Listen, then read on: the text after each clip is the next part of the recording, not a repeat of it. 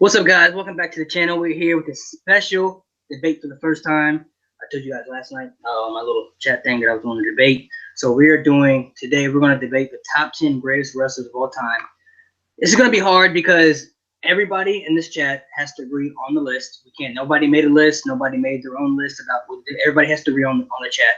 And it's going to make it a lot harder because there's so many people we can throw out there.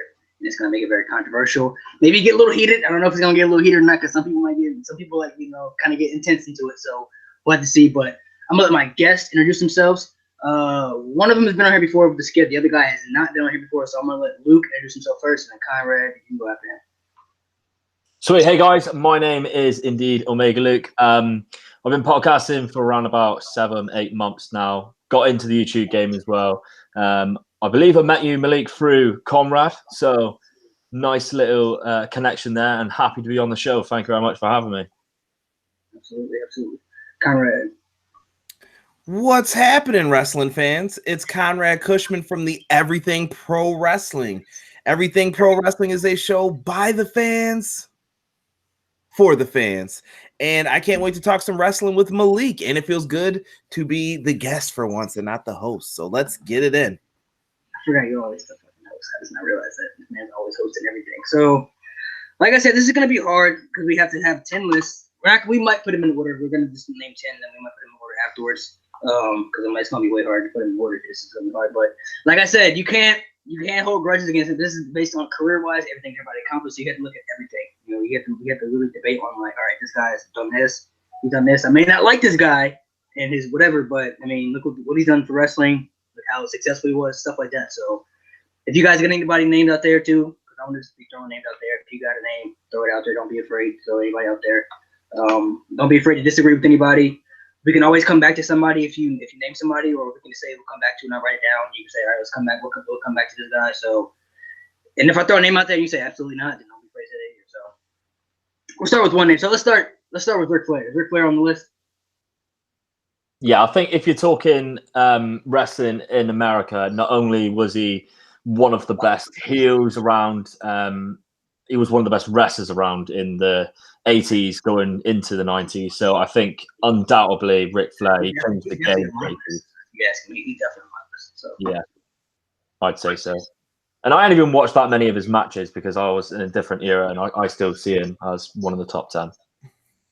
Yeah, Luke, I saw your tweet about not watching WCW, and I was a little flabbergasted by some of that. I was like, he's never seen WCW? I'll have to tell him, like, the 1 or 2 good years to watch. But WCW's all right. It's a different taste for what American wrestling was at that time.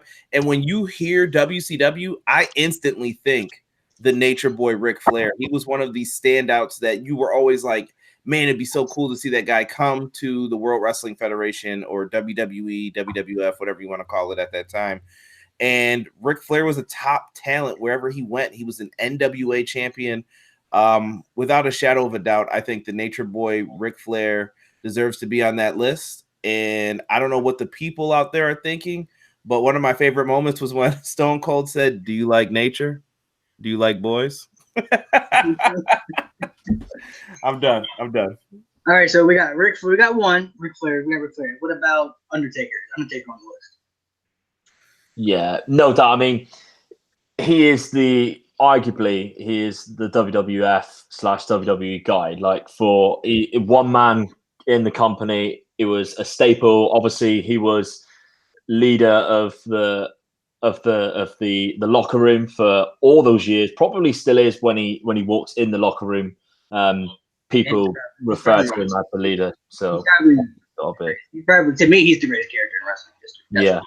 Well, yeah. I mean, for someone who's managed to keep the same character really all the way through, other than a year, maybe 2 years with the American Badass, but still, like, that's still looked down on because people wanted to see Dead Man Taker or the Ministry Taker or whatever. It's still the same sort of thing. No, that's unheard of to get one character as over as that has been every year, and people will go to a show knowing that he's there just to say that they've seen The Undertaker. So I think hands down. I do. I'm not gonna lie. I went once to see his entrance. I never seen his entrance. I'm like, do I have to go to see the entrance? I think that The Undertaker as well is up there with Chris Jericho as someone who was able to reinvent himself over and over and over. We went from having The Undertaker with the gray gloves doing the actual old-timey 1800s Undertaker to The Undertaker with the Phantom of the Opera mask with the purple gloves.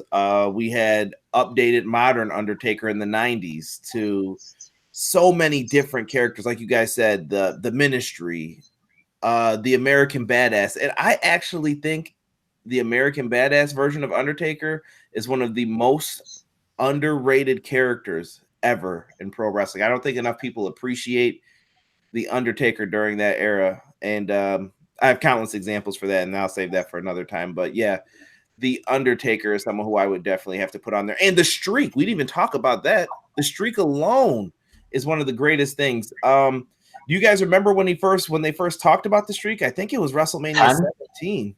When he was at 10, when he just started counting. He did it with the fingers, went like that, and I was like, "What?" Yeah, that was sick. That was pretty cool.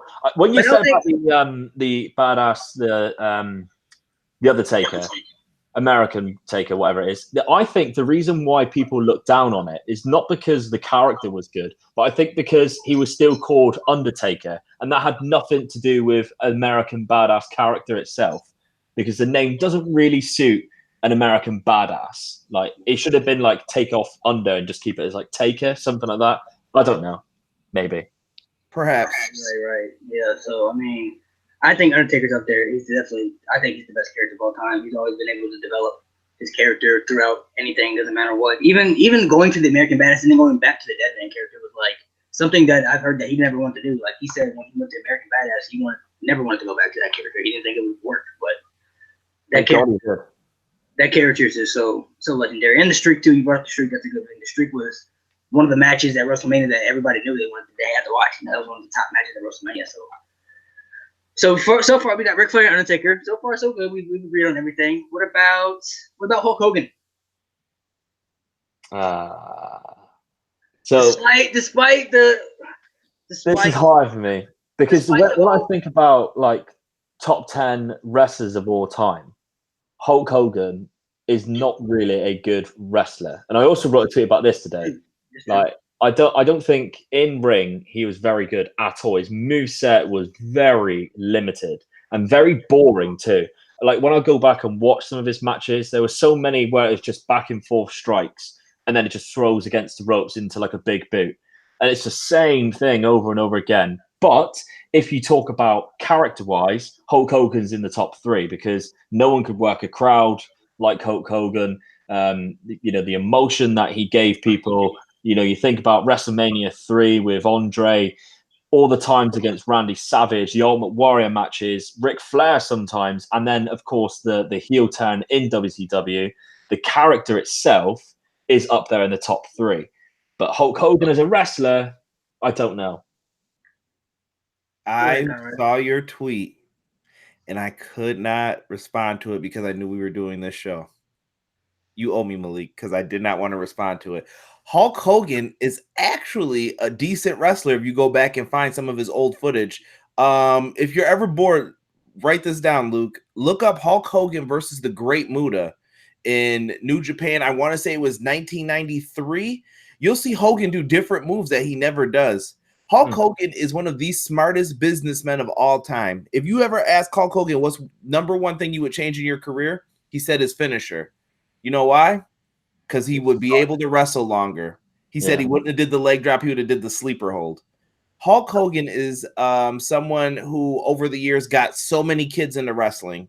I've been watching wrestling since the 80s, since I was a little kid, and I remember Hulk Hogan was everybody's favorite. Oh, I love Hogan, blah, blah, blah. He was never my guy, ever, really like my favorite, but I will say that he has influenced a generation of friends and wrestling fans, and that's something you can't do. He was on cartoons. He was in G.I. Joe. This dude's in everything. He was in the NWO. He was the coolest dude when I was in elementary school and high school for wrestling. Like, dude, it's NWO, brother, playing the guitar.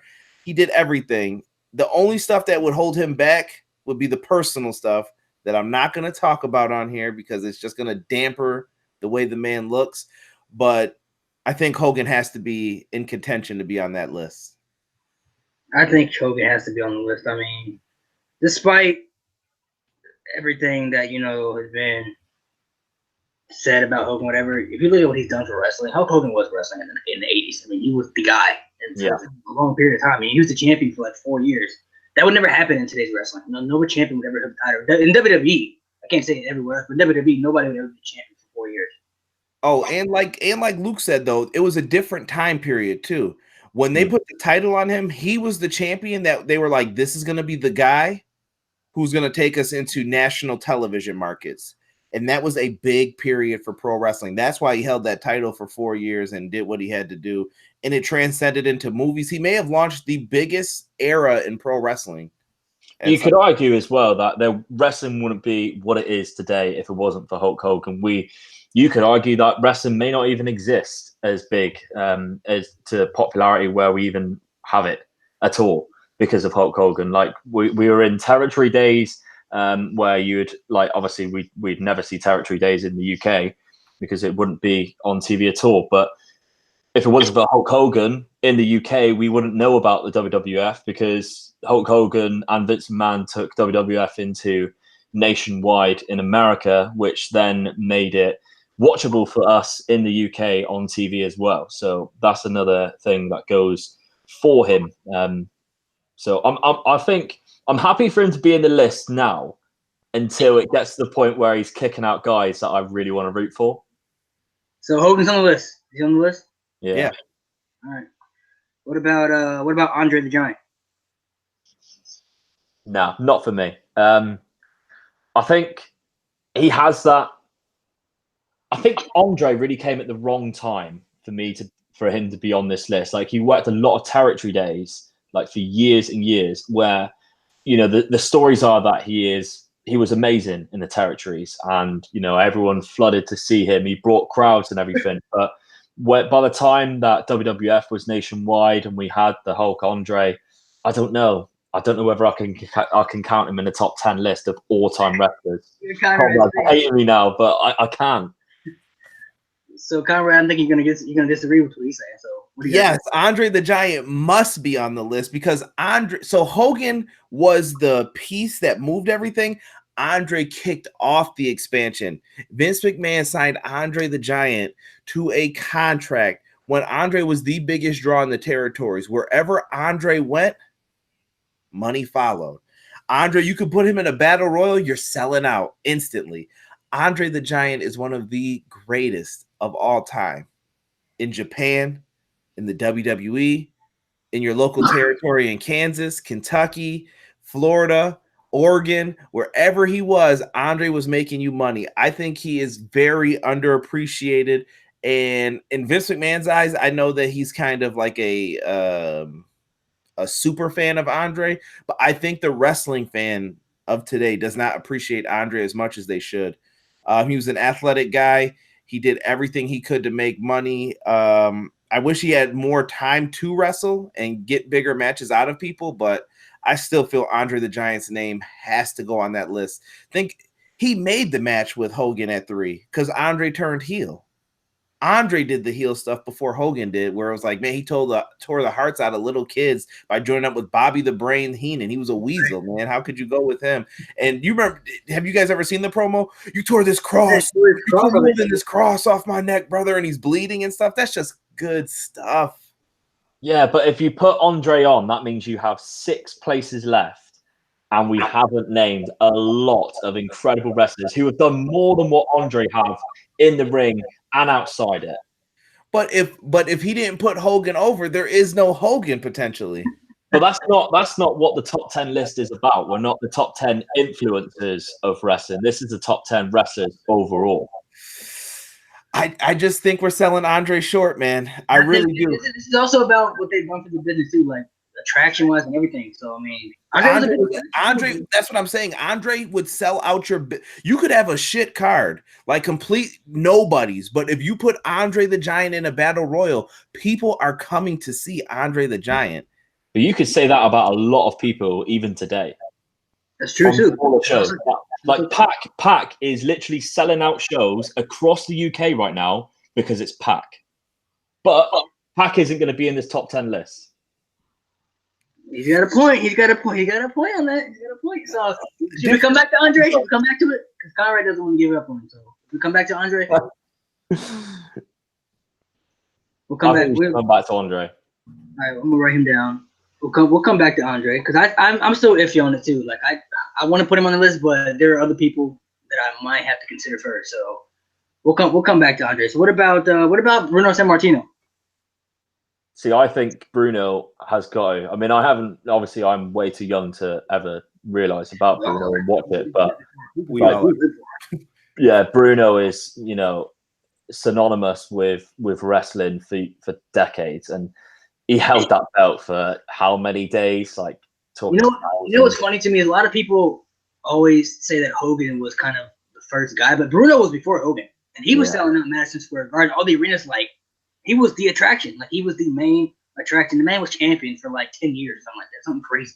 Yeah, I think Bruno, especially if you go with like eras, like Hogan era. Before the Hogan era was Bruno, and like Bruno's era is a long time. How you feeling, Conrad? Bruno's tough because I never even watched Bruno. I know I'm the old head right now on the show, but none of us have watched Bruno. Yeah, Bruno's before my time even. But I hear a lot of people say good things about Bruno who watched wrestling in the past. And there was really no one who could fill his shoes, from Pedro Morales to Bob Backlund. And no disrespect to any of those guys, but they couldn't be Bruno. Bruno was the champ. How could you be champ for that long and people not get tired of you? But once again, that's a different era. Different era. 8 years. Bruno was champ today, they would have called for his head after 3 months. Like, no, absolutely not. No more. He was champion for 8 years. That's 8 years he was champ. That's crazy. You know what? I would say yes for now for Bruno, because Bruno probably was part of that era that helped stack Vince McMahon's father's money up so that Vince had enough money in the bank once he took it over from his father. Like, no pun intended with the money in the bank. But he had enough money in there, and Bruno's got to be on that list, I think, for right now. Until, like I said, once we get over 10, it's going to get nitty and gritty. Then we're going to have to start cutting people. But Bruno's in contention, I think. So Bruno's on the list. All right, so Bruno's on the list for now. Let me see from there. What about Shawn Michaels? Shawn, for me, is one of these fringe guys. And the reason why he's one of these fringe guys is there is a long gap in Shawn Michaels' career where we didn't see Shawn Michaels. And the start of his deterioration in the late 90s going into like Attitude Era, we all know how much of a bad influence Shawn Michaels was in the locker room, to his own self, to his own body, to his own family. And I think to wrestling, because when that all came out, it did put a bit of a dampener on it and everything. But then you look at Shawn Michaels before that, when he was coming up, he was a bit of a legend coming forward and everyone was behind him. And then you look at after, when he finally came back, and he did some pretty incredible stuff. I wish he never came back last year. That's one thing that I regret for Shawn. I think even now he's influencing wrestling incredibly in NXT. A couple of NXT UK guys that I've spoke to who have spoke to Shawn Michaels have said the words of wisdom that Shawn Michaels has given them has made them better wrestlers for the rest of their lives. And I don't think you can dispute that and take that away from Shawn Michaels when you think about him as one of the best wrestlers of all time. He's arguably he's one of the naturally gifted wrestlers of all time. Is a hard one for me. Shawn Michaels' name shall not be besmirched ever in front of me, because Shawn Michaels is my favorite wrestler of all time. Shawn Michaels got to be on the list for me, dude. He's on no. This is 100%. I'm just giving you my reasons real quick. Shawn Michaels went from being in the Rockers with Marty Jannetty to the greatest heel turn, I think, in history with the barbershop window. And when Marty Jannetty cowardly tried to jump through that window after Shawn was helping him up, he went right through it. It was beautiful. It was a great moment. We also have Shawn Michaels finally winning the Intercontinental title from the British Bulldog. Many great Intercontinental title matches. Him and Razor, the ladder match. You could go on for days and days. And the part with Shawn being on the drugs and the click and all that stuff. Listen, I'm not saying Shawn Michaels can fight, But if not during that time period, if Shawn doesn't stay, Vince is in big trouble. And Shawn's loyalty is what kept WWF afloat. Maybe he wasn't selling out all the shows, but if Shawn Michaels didn't stay, he would have been in trouble. In the second half of his career, I think Shawn did tremendous business, helped out a lot of guys. They wanted him to run with the belt, and Shawn just didn't want to do it. And I thought that was a good thing for him not to, but he worked with so many other people that he still helped along the way. See, I think his second run was better than his first one, only because he never had the championship. He won the title that first time back, but he never held the title ever again in his run. And that to me, it says a lot, because he could have easily been the champion many times in that run. Many times. Yeah, but he never needed it. That's what I'm saying. He never needed it. He was so, and he's like, when he came back, it's like he never left. Like that match he had with Triple H at SummerSlam, incredible. It was incredible. So for me, I don't think I've ever seen a bad Shawn Michaels match. Maybe I have, but I just probably on one hand I can name how many I've seen. So I mean, for me, I have to put Shawn down. But not to mention as well, he also started one of the best factions of all time, which probably elevated Triple H from a mid-carder who everyone hated to everyone loving. So that's something as well you got to take in consideration as well with Shawn Michaels, I think. Are we talking about the corporation? Oh no, just kidding. So Shawn, we need a yes. I need a yes for me. What about you guys? Shawn on the list. Yeah, hell yeah. I think yeah. Okay, Shawn Michaels is on the list. What about Dusty Rhodes? Dusty Rhodes on the list? Oh.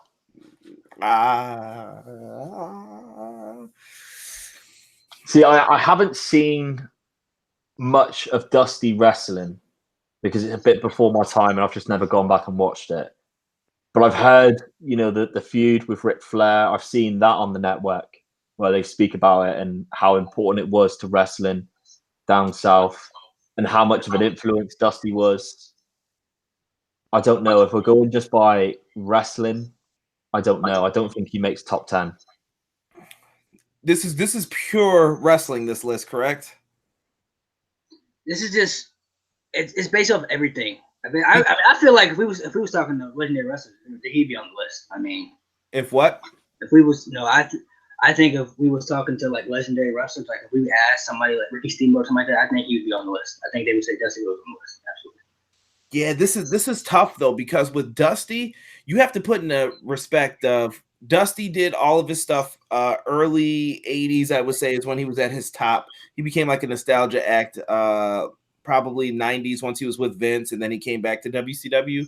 But Dusty Rhodes was a tremendous booker, is the main thing I think that goes to his name. Dusty with the Dusty finishes, they even call him today, with the weird endings and all that. Dusty Rhodes has these traits, and Dusty Rhodes' influence on NXT. Yeah. Like, you're never going to have another guy like that again who was able to teach these kids, like, listen, you don't have to go out there and cut the best promos. You got to be able to sell yourself, sell your soul a little bit. And I watch people transform. Have you guys ever seen those NXT interviews where it's like, hi, I'm so-and-so from the performance? And Dusty comes in, he's like, no. This is what I want you to do. Now you're going to sell a car to me or something. Now listen here, baby. The American Dream, Dusty Rhodes, is going to be selling Chevrolets to all y'all. Come on, Daddy. That's a good impression. Huh? That is such a good impression. Yeah. That's one thing you got to take in consideration with Dusty, though. Arguably one of the best promos in the game. I would put him in Andre territory where we got Andre right now. He's teetering. So should we come back to Dusty? We want to come back to Dusty? Yeah, Dusty. I think so. I'm gonna throw out a WCW guy. What about Sting? Oh, see, I'm not even a WCW guy, and I think Sting's got to be on it. I really do. Really? I really think he's got to be on it. What? Okay, this is very interesting. I need to get the reasons for this. Okay, go ahead. He carried that company for a long time. When Ric Flair left, we still had Sting there. I'm saying we. I didn't even watch it. They had Sting there. I think Sting has got to be in the whole. Transformation from like the colorful Sting with the face paint into the Crow Sting is legendary. I knew about it and I didn't watch it. And his loyalty, and then coming back and seeing him, I think I really do think he's got to be up there.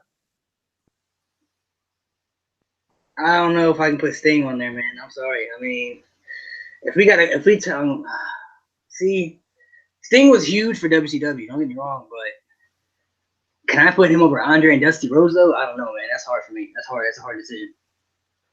But as wrestlers, he is a lot better in the He's ring. a lot better. He's a lot better. I agree with that. I don't think his in-ring work mattered though. See, this is the problem with some of the old school guys. Like, their ring work never mattered. Sting never cared about that, really. I don't think he knew how to have like decent matches. He listened to the bookers. Like, listen, Sting, this is what you're gonna do to get over. Paint your face. Do the People love all that stuff. Got it. But Sting's character is so synonymous with WCW. Like, it goes hand in hand. But Sting was never the guy either in WCW. I mean, he had his run with the Crow, and he was the guy versus the NWO. But Sting was never. You get what I'm saying? Like, he was never Hogan, Flair. He had that little point, like you guys said, where it was him, Vader, Rick Rude. Those guys were all over there trying to do business for him. But Sting was the franchise. He's like the Undertaker for WCW. Yeah. Yeah. That's tough, man. You got to think as well. Sting as the Crow in the rafters against NWO is arguably the most famous storyline of all time. Up there. Yeah, because that was when they were most popular, in my opinion. WCW. Yeah. So what about Sting? Is Sting on the list? I'm saying no. That's it. I'm saying he's not on the list for me. I'm gonna put him with Andre. I think he's a maybe. He's got to. It's like I said. Once we get to that nitty gritty, that's when it's gonna get like real picky over who you're gonna pick. All right, so we'll come back to Sting. What about Macho Man Randy Savage? Ooh, yeah. And I have my reasons, but I'll let Luke talk first. It's difficult for me because I didn't watch Randy when he was at his best in WWF. Like, the way I know Randy is when he was in WCW, and because it was with the rival company. So, but I know how much of an influence he had and how incredible he was, and people who did watch it tell me how amazing he is. I'm sort of with him because personally I didn't know him as well as probably what you guys know him and watched him. That's tough, man. I'm saying Macho Man Randy Savage has to be on this list. If you go back to the old days in the 80s, I don't know if you guys know this, but back when WWF used to run house shows in the loops, Wrestler A would run on the A show. The A loop would be Hogan's loop. Hogan's the WWF champ. Whoever's on Hogan's loop, you're getting paid. You're going to be good to go. Then there was the B loop. Who do you think was in charge of that? Macho Man Randy Savage. So you had to have the potential to draw in the major cities that didn't have a large market, like Buffalo. Macho Man's in the main event in Buffalo while Hogan's in Pittsburgh doing the main event. Can Macho Man draw enough people to this arena while he fights Ricky the Dragon Steamboat in the main event, while Hogan's down there fighting Paul Orndorff? And that's a difficult thing to do, to be the number 2 man on a B show. And they had C shows in high school gyms too at the same time. He wasn't there. He was on the number 2, like, please carry this for us. We know you could be on the A brand, but we need you to carry this for us. And Macho Man was able to do that. And his career in WCW, the amazing matches with the Ultimate Warrior, Hogan. We could go on for days. The Jake the Snake feud. Macho has to be on the list, in my opinion. I say yes. Luke, what do you say? To me, he's there with the Andre. So come back to me. I feel like we gotta come back to Macho Man too. I'm still iffy on it because there's so many people. It's gonna be. I was gonna say when you get to like the era that I'm familiar with, there's just people you just can't miss off the list. All right. So what about Bret Hart? Is Bret Hart on the list? For me, no. As much as I love Bret Hart, he was my first favorite because my match that I remember most as a kid is Shawn Michaels Bret Hart at WrestleMania 12, and Bret Hart is someone arguably who's my favorite growing up as a kid, as well as The Rock. I still don't think he should be in the top 10 all time. Wow. Bret is close. That's what I'm saying, dude. Bret is real close. He's dang, dude. I feel like we're either gonna say yes, he has to be on, or he's teeter-tottering. Bret may be on the teeter-totter as well for it because Bret the Hitman Hart went from tag team wrestling. He has a story similar to Shawn. As much as they didn't like each other back then, their stories are very similar. The steroid scandal happened. They were both in the right place at the right time. Diesel wasn't working as champ. Brett had already proven himself. Brett gets put in the spot. Well, who's next to take over after Brett, since these guys actually like the small guys? Pat Patterson and Bruce Pritchard and Vince are all looking at Shawn like it's Shawn. And Shawn had the similar background. Bret Hart had amazing matches with his brother, great storylines. I think Bret Hart is someone who also carried you through the new generation when times were rough in the WWF. Like, go back and watch those Raws. The best part about Raw sometimes was Bret Hart versus the 1, 2, 3 kid. Nobody wanted to see no garbage men, Doink the Clown, any of that stuff. You know, wrestling wise too, you know, I'm not saying he's better than Shawn. I think he's better than Shawn, but Bret Hart was an amazing wrestler. He had a lot. Incredible. He had a lot of great matches. Oh, Bret's a better technician than Shawn, I'll say. And Shawn's my favorite. I think Shawn's the better entire package, though. Shawn is better. Like, they're equal on the mic. I'd say Shawn's a little bit better, but Shawn with the entrances and the charisma. I think that's one thing that Bret Hart really lacked is, and that's bad really saying for Bret Hart because he does have charisma, just not as much as what you would for a Hulk Hogan, a Shawn Michaels, a Rock. You know, it's just not quite at that level. And I think Bret did, though. Bret had the black and pink. The colors were kind of part of it. And I used to always remember he came out with the leather jacket and he would put his glasses on a fan. I always thought that was super cool. Yeah. Bret had it, but like I said, Shawn just did all that stuff a little bit better. He just had it. So is Bret a maybe? We got to come back to Bret? Come back. All right. So far, let's read the list so far. So we only got 5 people so far. We got Ric Flair, Undertaker, Hulk Hogan, Bruno Sammartino, HBK. Then the people we got on the other side are Andre, Dusty, Sting, Macho Man, and Bret. Those are the maybes. What about Triple H? Triple H on the list. I don't know. Triple H, he got me like he dominated the noughties as the arguably one of the top guys. He's still doing incredible things in wrestling, and we wouldn't have NXT. We wouldn't have NXT UK. We wouldn't have all of the incredible like talents which Vince didn't see as talents coming through. Arguably, we wouldn't have very good women's wrestling if it wasn't for Triple H because of his influence with Stephanie. Not to mention, he was also very good in the ring. Not to mention the DX, when everyone left to go to WCW, he stepped up. Evolution was big too. For me, that was my era too. Evolution. Loved Evolution. He put guys like Randy on the map and Batista. Conrad, what do you think? He also tore down Randy, in my opinion, at the same time. I'm going to bring up some of the negatives with Triple H, though, because there's a lot of things. What you guys are saying, 100% true. But at the same time, do you guys remember Triple H marrying into power? I absolutely do, because I think, with all due respect to Triple H, and we can all tell this story and lie if we want to, Triple H, would he have been a WWF champion if he never married Stephanie? Yes. Yeah. Would Triple H have been a, 14-time? Yeah. Would he be a 14-time WWE champion if he didn't marry Stephanie? No, absolutely not. I think that he got a lot of it handed to him. And at the same token, Triple H is devious, I feel, as well. There was a point in time. Do you guys remember the 2-man power trip? Do you know what the original storyline that was proposed was? Triple H was supposed to go babyface and go against Austin, but he knew he would get squashed going against Austin. So he said, how about me and Steve team up and win all the belts instead, Vince? And then you'll have this great storyline develop between us. And basically Triple H was going to duck out of this no matter what. He teamed with the number 1 guy instead of fighting the number 1 guy to take the spot because he knew that Stone Cold would lose to him. And I think of the Reign of Terror, 2002 to 2005 with the World Heavyweight title, putting down guys like Booker T, Rob Van Dam, Kane, and I can go on and on and on. I love what he did with NXT, but I can't forget about some of this other stuff that happened.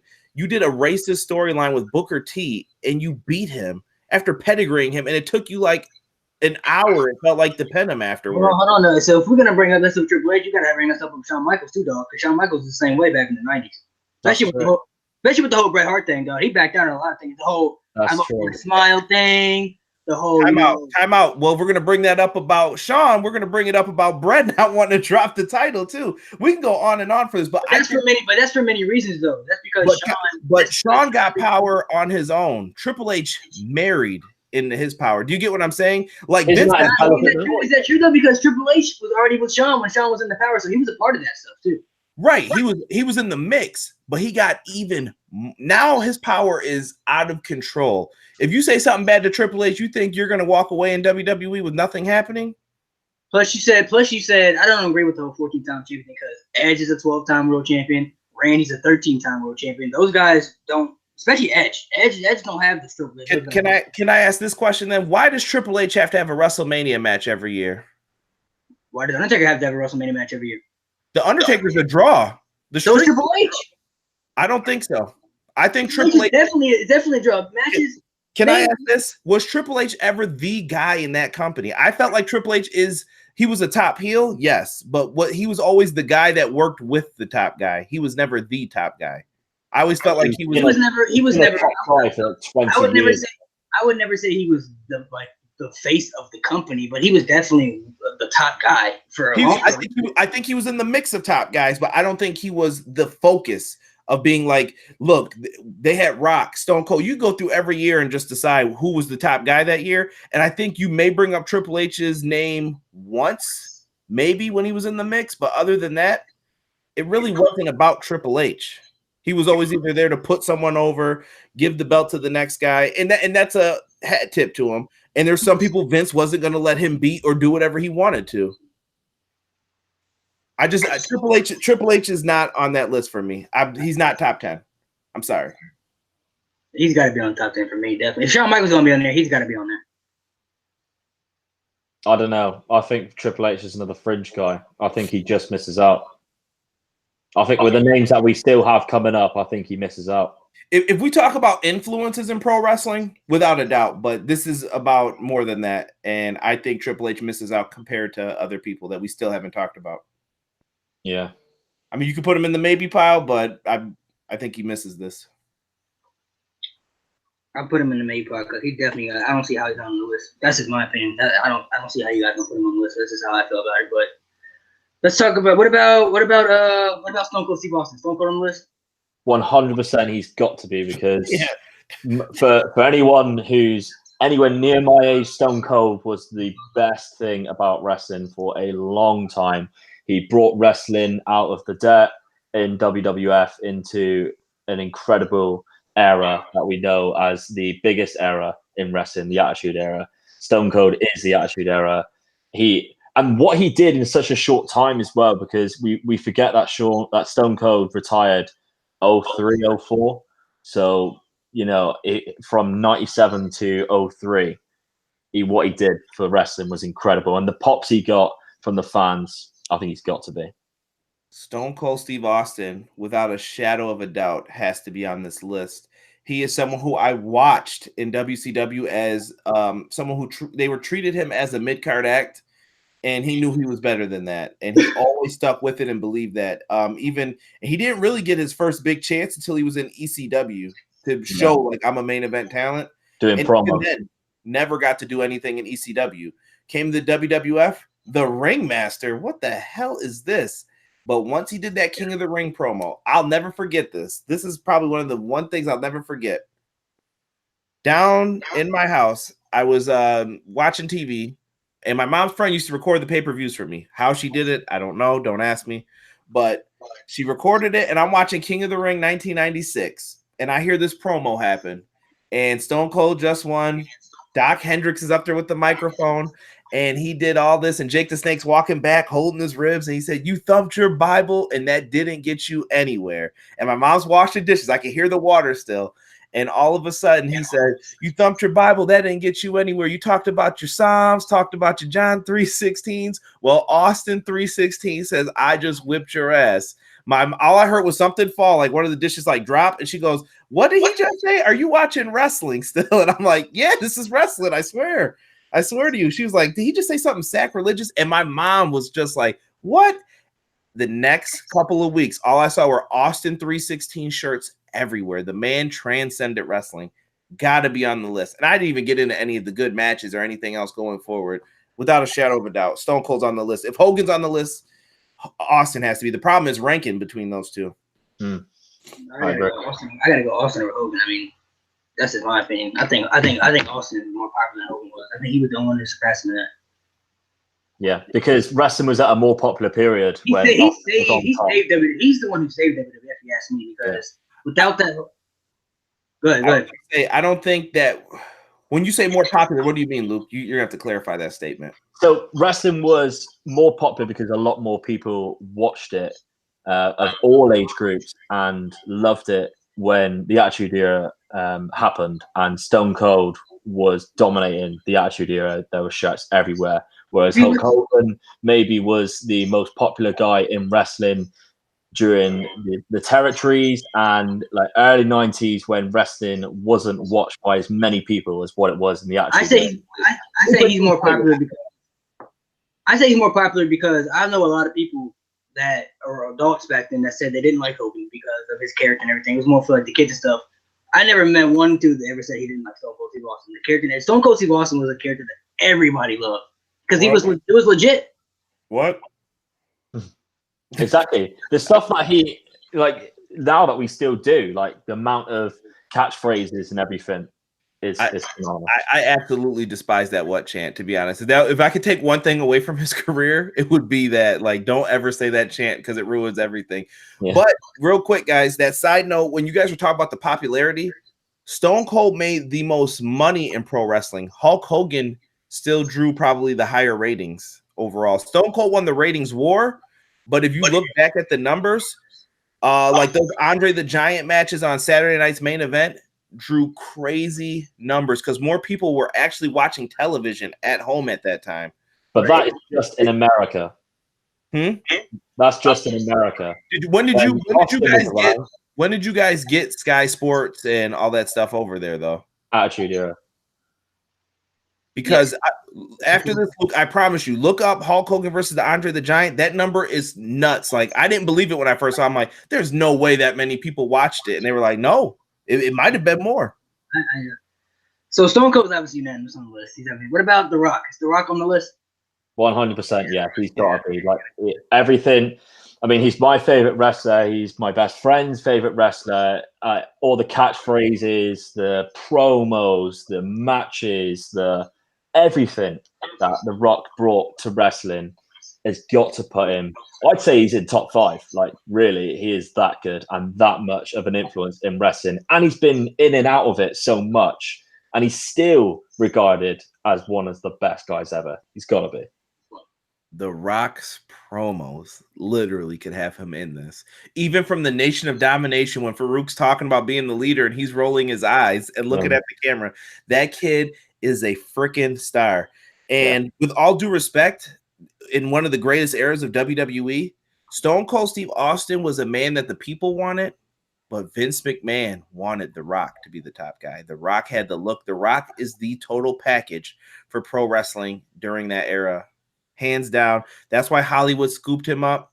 He knew what he was doing. He was a great actor from Saturday Night Live, from what was the first show he did? Not Third Rock from the Sun. That 70s show. When he was on that episode, they said they knew. That was when it was like, yeah, Rock's leaving. He's going to be a star.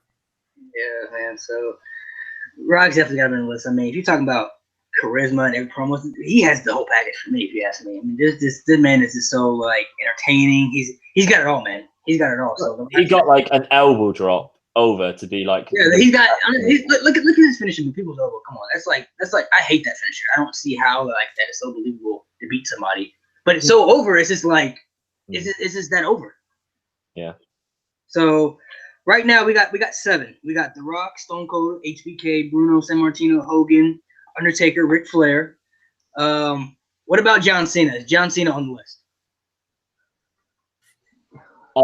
I would say no. And the reason why I'd say no is, yes, he's been the top guy for WWE for like the last 15 years, arguably. Maybe not so much the last couple of years, but before that, for 15 years, he was. But when you look at other top guys, the top guys are always liked by the fans the whole way through that they're the top guys. We talk about Hogan, we talk about The Rock and Stone Cold. Cena wasn't. Like, people wanted CM Punk to win. People wanted John Cena to not win matches like he used to all the time. And to me, that doesn't mean he should have been the top guy. He just what Vince wanted. If Vince was making a list, he would be in the top 10. But as a fan's point of view, I don't think John Cena should be. I think he should be on the list because for the past, he was the company for the past 15 years. There was a time period in wrestling when, things, when they started going like a little PG, whatever, and the rating, like around like 2010, 2011, he was the guy. CM Punk came around, and people love CM Punk too, because CM Punk got extremely over one point. And John Cena buried a lot of people too, but all top guys bury people, and he's not the only top guy to ever bury people. It's just what top guys do when you get that spot, you know what I mean? So he's not the only top guy to ever bury people. But I think he's on the list, mainly because that's my childhood, dude. John Cena was Hulk Hogan for my era, so John Cena was the guy for me. I mean, when I going back and watch wrestling, he was the only guy I cared about for a long period of time. Before I started to understand what wrestling was about and everything, he was the only guy I ever rooted for. I didn't care who everybody else was. Like, I just wanted to I rooted for John Cena no matter what. So I don't think he changed wrestling a lot, but he was the next guy to carry it. After the Stone Cold and Rock left, he was the guy that carried the load. He was the guy. I'm gonna have to say I'm kind of with Malik on this, and I hate John Cena for the record. And his character is corny. I mean, I'm old enough to admit it now. His character is just corny, but he drew a lot of money for them. He was always the main attractor for them, and he carried the company for he probably had a long, besides Bruno, because Bruno was he was champion for a long time.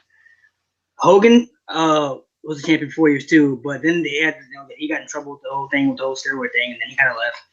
Austin, due to injuries, he didn't last for a couple years. Rock went to Hollywood, so he wasn't there a while. Cena was there for a long time as the top guy, and going full 100%, like never took unless he got injured, never took a day off, never left and came back. He was there 100% until obviously he got older. Now he's on more part-time name, but I think he's got to be on the list. John Cena's got to be on the list, despite whether you like him or not. I think John Cena, though, shows a stigma of what was wrong with the company at this time. John Cena was a top guy, but the problem is kind of what Luke brought up. You had other people who could have been the top guys as well. They just never gave you that chance because they knew what they had with John, and John had already built up his equity. John Cena is a very intelligent pro wrestler as well, by the way, for keeping that spot that long, because it's easy to sour out on somebody. I think the problem with fans like me, I loved John Cena when he was rapping. I thought that was so cool. I thought that was it in high school. I'm like, yeah, John Cena is one of my favorites. When I was playing Here Comes the Pain or whatever the game was at the time, I would pick John Cena because I thought he was so cool. I was big into hip hop. I used to rap myself, and yeah, I don't understand it, man. I don't understand the gimmick change when he got to Monday Night Raw and everything changed.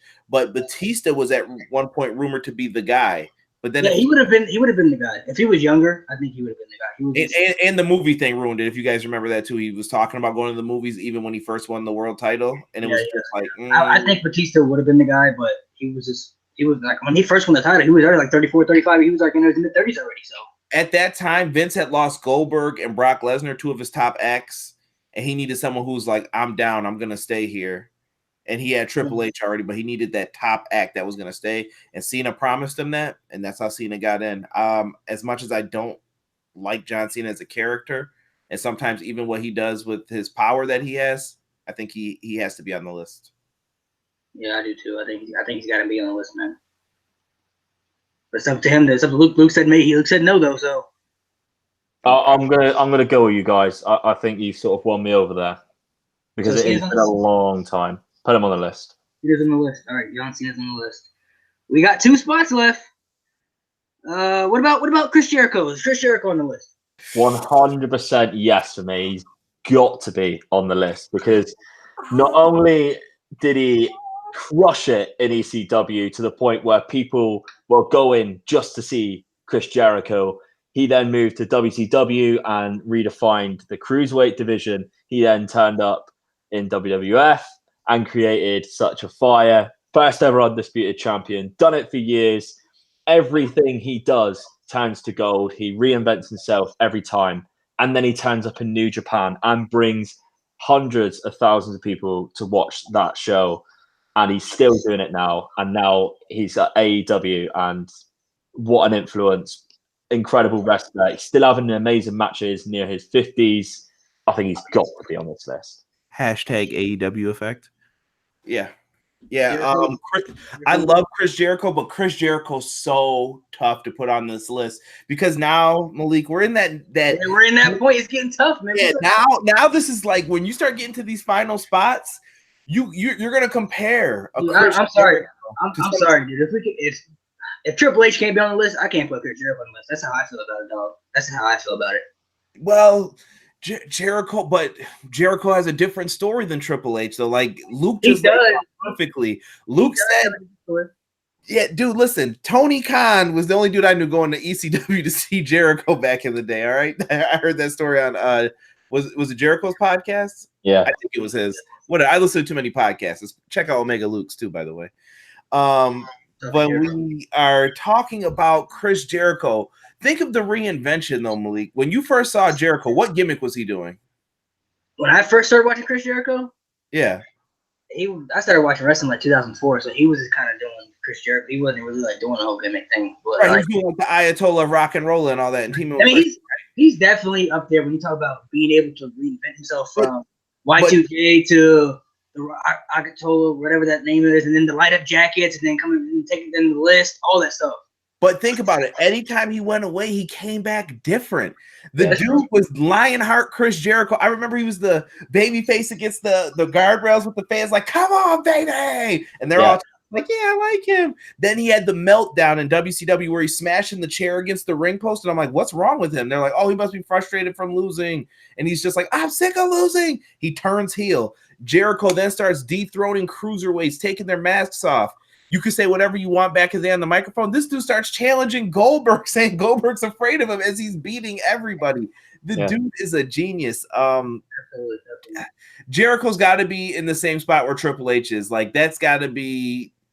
I think he's got to be above Triple H because he can do everything. He can do comedy. He can do serious. He can do babyface. He can do heel. What can't he do? He's done it all. Look at what he did for AEW. Like, he's going to bring a whole set of WWE eyeballs over that have watched him for the last, oh, God, I can't even think of when he came in. Is it 20 years now he's been in there? Almost 2000, just before 2000, because he came in as Y2J as the Millennium Countdown. Right, yeah, from 99. So, yeah, almost 20 years, dude, of WWE fans watching this guy. And Jericho has been able to redo it every time. And that work with Kevin Owens, even when they write storylines so horribly today, I thought that was one of the best things they've done in quite some time. That whole Kevin Owens, Chris Jericho thing, that was Monday Night Raw. That list, when he looked at it, he said, why is my name on the list? And you could just see the background. You could tell somebody wrote this, but one of the best fucking things he ever did to me ever when he pointed at James Ellsworth and said, what is that? I thought that I just was hilarious to me. Like, I thought that was great things like they were doing back then. So, but I don't know, man. Y'all sleeping on Triple H, man. That's how I feel about it. I'm not sleeping, dude. I like Triple H as much as the next guy, and I love Triple H during the Attitude Era.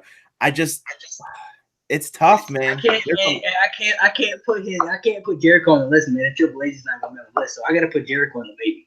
But no, we'll get into this. I'm saving it. Go ahead. Bro, we get into it in a minute, but I'm putting Chris Jericho on the maybes. I'm putting him in the maybes. We'll come back to him. That's fine.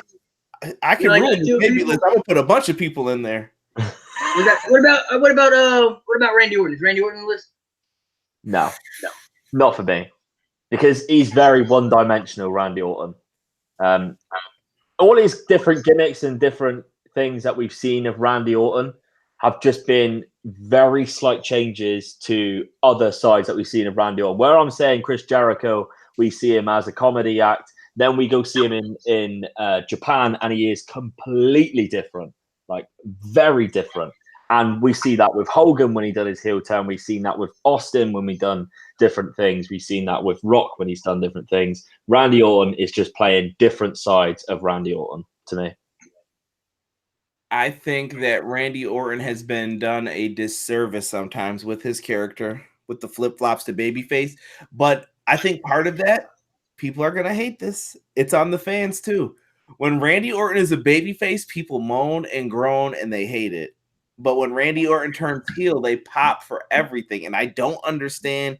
Maybe it's the character that they like, but I think Randy Orton needs to figure out a way to play.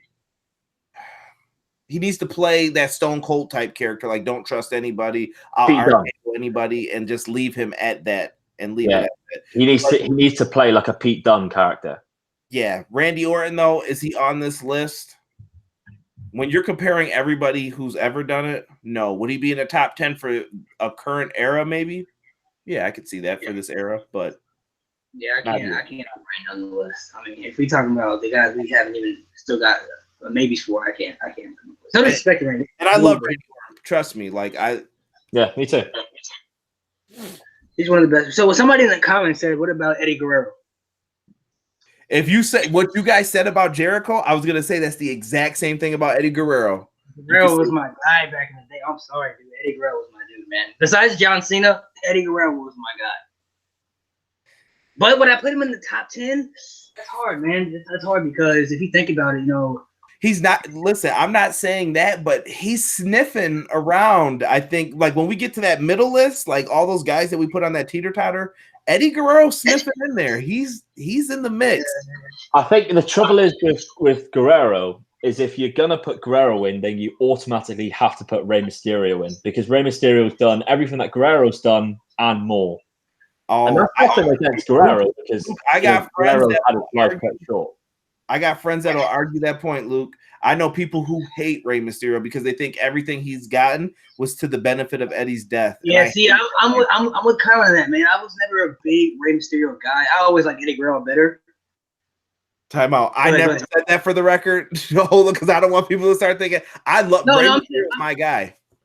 No, I'm saying I'm agreeing with like the people that the people that you're talking to. Like I can't sit here and say that Rey Mysterio would have been world champion if it wasn't for Eddie Guerrero passing away. I don't know because we don't know. We don't know if he would have been the champion at that time. You know what I mean? So I mean, is Rey Mysterio great? Absolutely. Rey Mysterio was one of the best ever. You talking about baby faces too? Rey Mysterio for the kids, like he was like he was like John Cena for like a lot of kids too. There were a lot of when we were growing up watching wrestling, it was like John Cena and Rey Mysterio. You know, that was like the two favorites for us kids. You know what I mean? So.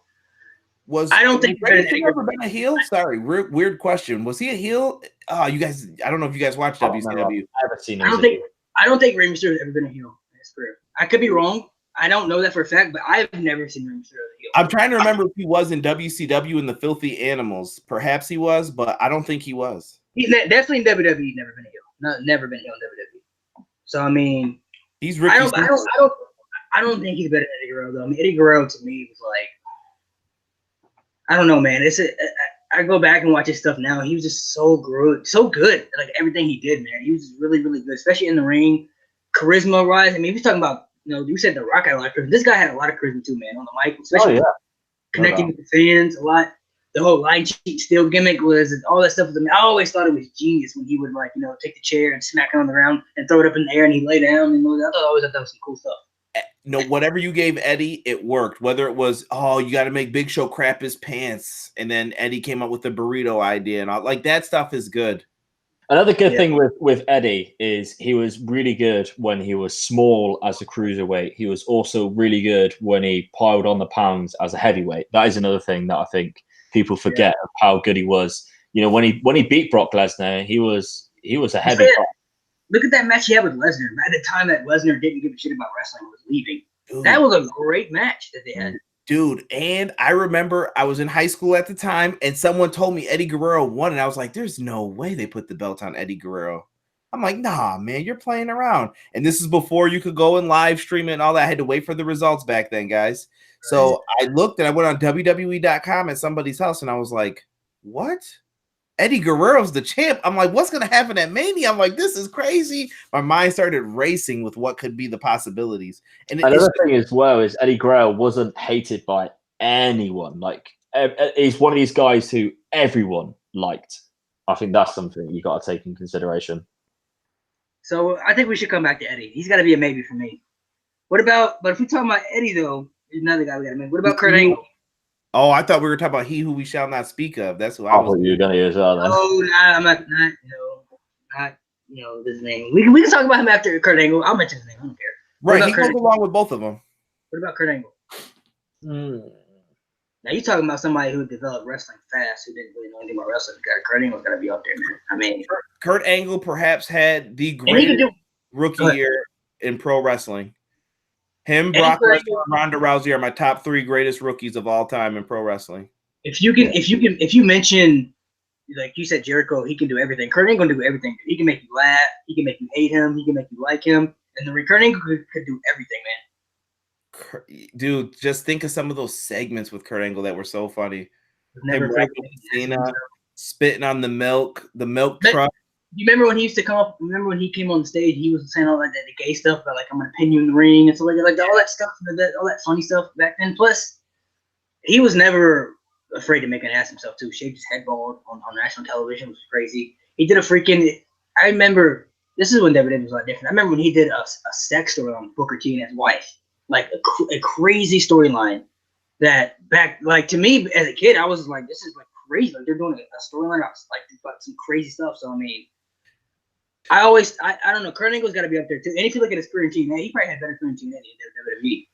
Because that's what he said. At least that's what he thinks. And he said his TNA career is better than WWE career. But I don't know. I think the thing that goes against Kurt Angle is what he's done recently. And, when you see him go to the ring now, it is painful to watch. It just looks uncomfortable.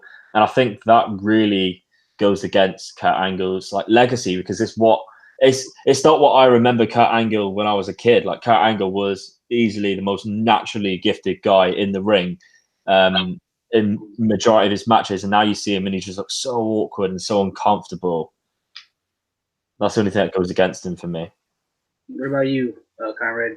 Kurt Angle deserves a lot of respect, but Kurt Angle is a maybe for me. Like that list that we'd have to come back to. I love Kurt for wrestling with a broken neck in the Olympics and in WWE, but Kurt's on the maybe, and that's like I said, it's so tough to come up with a list of 10, dude. So what about since you said Kurt Angle? What about Brock Lesnar? I got that one in there. Whoa! What happened to my other guy? Oh, Chris Benoit. What about Chris Benoit? He who we shall not speak of. Man, I'll say his name. Chris Benoit. He was my guy back in the day too. I ain't gonna lie, I like Chris Benoit a lot too, but I can't. You know how you say you were an Eddie guy? I was a Chris Benoit guy. I was both. I like them simultaneously, so I mean. Yeah, I love Benoit, dude. I think that his match at WrestleMania 20, that was an epic performance. Like I never thought he would win. In all honesty, that was another time during wrestling when I was like, Chris Benoit's not winning this. They put Shawn in that match for a reason. Either Shawn's beating Triple H or Triple H is going to walk away with the win, and they put Shawn in there to eat the pin. But you know what's crazy too is that one, Triple H and Shawn Michaels were both high on Chris Benoit, which is crazy to me. I was like, what? Because Chris Benoit was never really that good on the mic too. His mic skills were never that great, but in the ring, he can't argue in the ring, man. I mean, his in-ring skills were incredible. Plus, that WrestleMania 20 match, it's probably the first time as a fan watching wrestling that I think I actually got emotionally involved. I was so happy that he won. I was like, oh my god, this guy won. I'm so happy, because I was with you, man. You just didn't think he was gonna win. Like that's not cool. He's not gonna beat Triple H, Shawn Michaels at WrestleMania, and especially in the main event. Come on now. I think as well with Chris Benoit, he arguably has the best Royal Rumble win from the first 2 spots, and it's the one that no one remembers. When he won the Royal Rumble from second, I believe. Was it second? I think it was second or first. Was it wrong? It was definitely one. Well, even Randy Orton was too. Yeah, that makes my point even more because people always forget that he won the Rumble from number 1, and arguably he was the one who had the best match from number 1 straight to a winner's spot. I think so. Anyway, in my opinion, that is the second best Royal Rumble. I did a podcast, or no, it was asked to me. I'm sorry, on one of my podcasts. Name your top 10 Royal Rumbles, and I believe that was number 2. I think I said a different one in there, and I said, oh, crap, I was supposed to include 2004 because I put a little asterisk next to it because I said, you guys may forget this, whatever.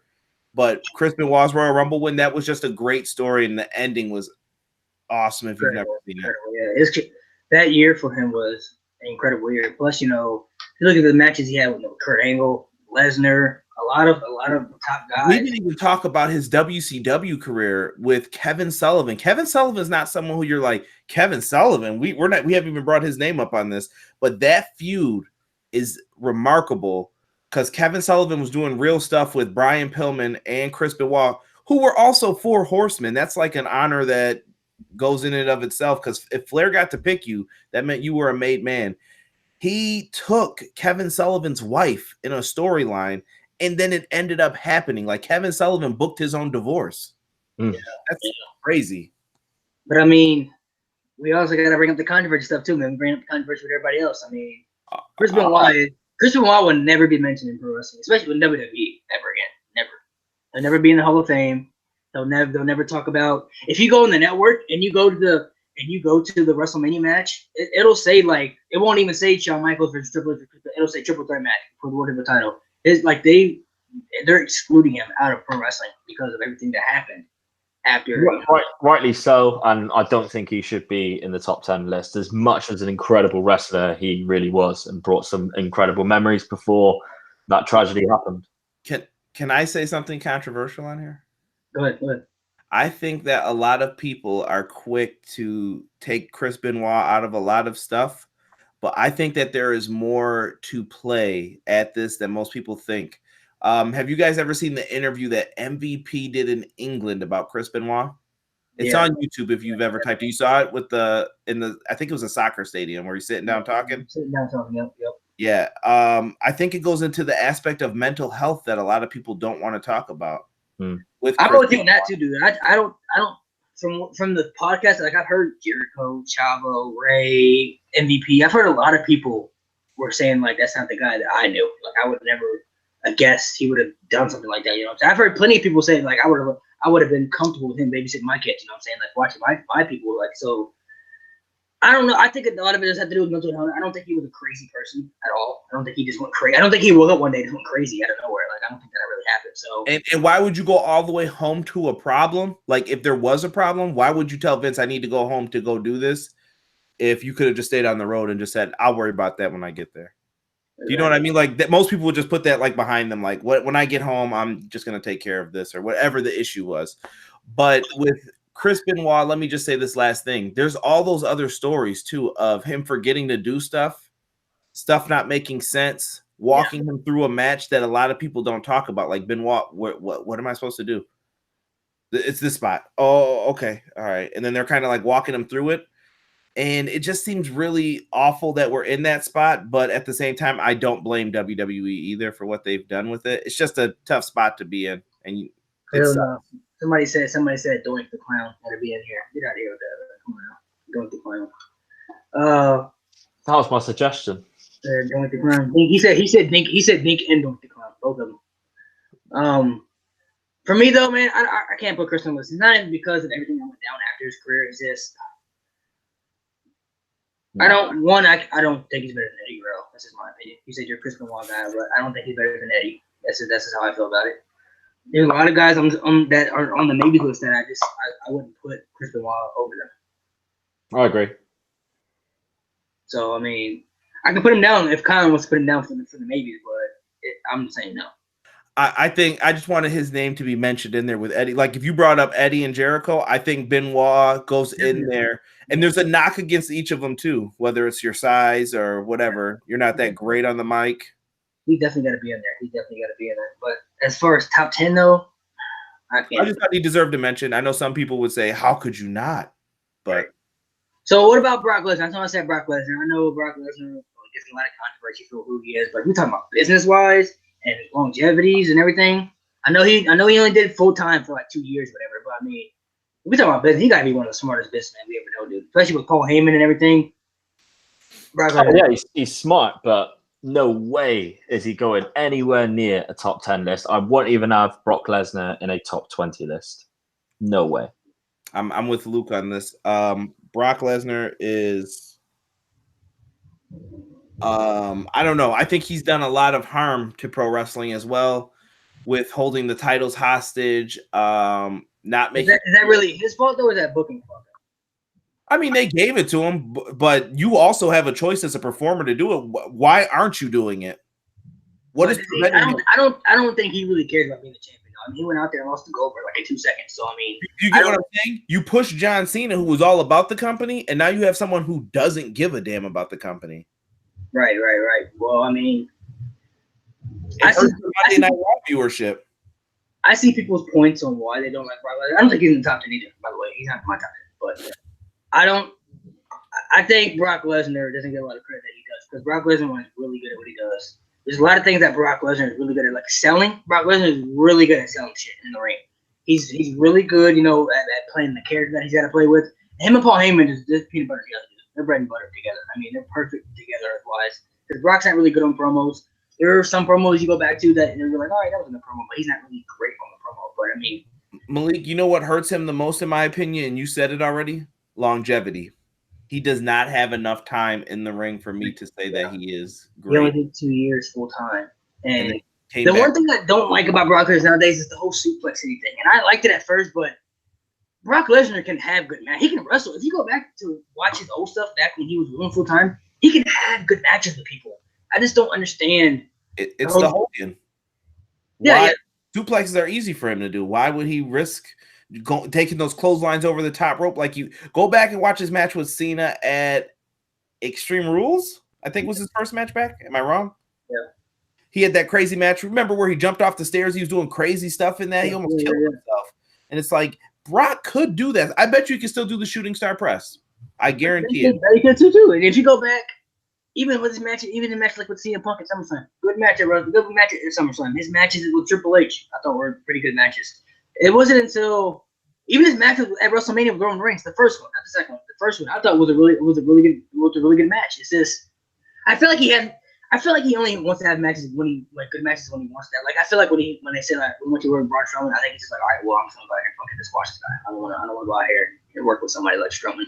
I think he likes working with the guys like the Finn Balor's, the AJ Styles, the Seth Rollins, the Daniel Bryans, because they're smaller guys that he can throw around, get his shit in, and he can sell really good for those guys so they can get their stuff in too. And he knows that Vince is not going to let those guys beat him. Like, all right, these guys are going to beat me, so I can go out here and do my thing, get paid a lot of money. I think too much is invested in Brock because of the streak. You once you broke that streak, that guy was a made man, and you have to take care of him because he's got to be such a big deal. And the streak was another thing. Going back to that time, did any of you guys going into that match think that Brock would win that match? Yeah, I thought they would.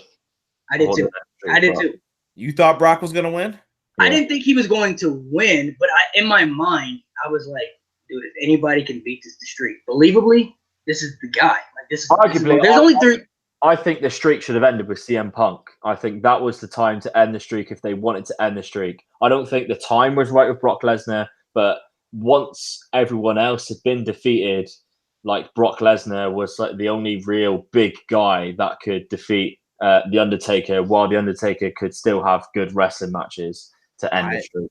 I don't think you should have ever ended the streak, in my opinion. When Neither it came do to it. it, that was always an attraction match, and you could have always had that. Even today with grumbly, old, stumbly Taker, you could have always had the question of, can someone beat him? I'll say I don't think they should end the streak, but I always say the streak should have ended. It should have been Undertaker's last match because there's nothing else for him to come back to do anymore. That was it. The streak was to sell the network buys because that was the first year of the network. I think that was the first pay-per-view of the network, and I remember that. Yeah, but let me tell you this funny story. So my wife had an apartment, and we were all over there watching WrestleMania. As I told you guys before, we had like this little party. There's a bunch of people over there. And I'll never forget that last F5. And I was like, it's over. He ended my man Sean's career, and this is it. And I was like, 1, 2. And the ref's hand hit 3, and I said 3 at the same time. I thought all these people in this room were going to kill me. They were like, that was a mistake, right? And I was like, no. I didn't know that was going to happen. I swear to God. I didn't. My reaction was, me and you were watching it, bro, when the streak happened. Me and you were watching it. When the end of the streak. And me and him were watching it. We were like, we sat there and were like, in shock. Did that really just happen? Because I had to think about it for a minute. Like, I probably didn't talk for like the rest of the night, to be honest. Because I was just like, the streak really is fucking in. Like, did he really end the streak? I think I was at that Raw too, where he stabbed Lesnar's hand with the pen, and I'm like, dude, Taker's winning this. I don't care about the whole. You got the last like laugh on the Monday Night Raw before, right? I was shocked. I was shocked too, and if you gotta look at, legitimately, there's only been 3 times where I ever thought the streak. There was the first time I thought it could end with the whole Streak versus career with Shawn Michaels because I didn't know Shawn was going to retire. So I was like, oh, Shawn might actually end it. Second time was with Triple H in the Hell in a Cell. I was like, Triple H might do it. But then Brock Lesnar one, that was the one where I was kind of like, man, I think he could end it, but it wasn't the main event, and that's nothing that threw me off. It wasn't the last match in the card, so I was like, I figured if the streak would end, it would be like the way to end WrestleMania, and it would kind of be Undertaker's retirement. You know what I mean? Yeah. So I never thought that the streak would end either. But I wouldn't put Brock Lesnar on this either. I think Brock Lesnar is great. He's one of my favorites, actually. I'm actually a big Brock Lesnar fan. I don't want to see him as the champion, but I actually like Brock Lesnar, unlike some people. So I got another name that we haven't brought up. Bring it up then. Whose name? AJ Styles. I know a lot of people. A lot of people say how good he is in WWE. Wouldn't be much today without him. And look at his TNA career. That's true. Did you put staying on he carried the brand? AJ carried TNA, I felt, for quite some time. If you ask me, AJ was TNA. That's just me. Yeah. Going back to watching TNA. There's no reason why I used to watch it.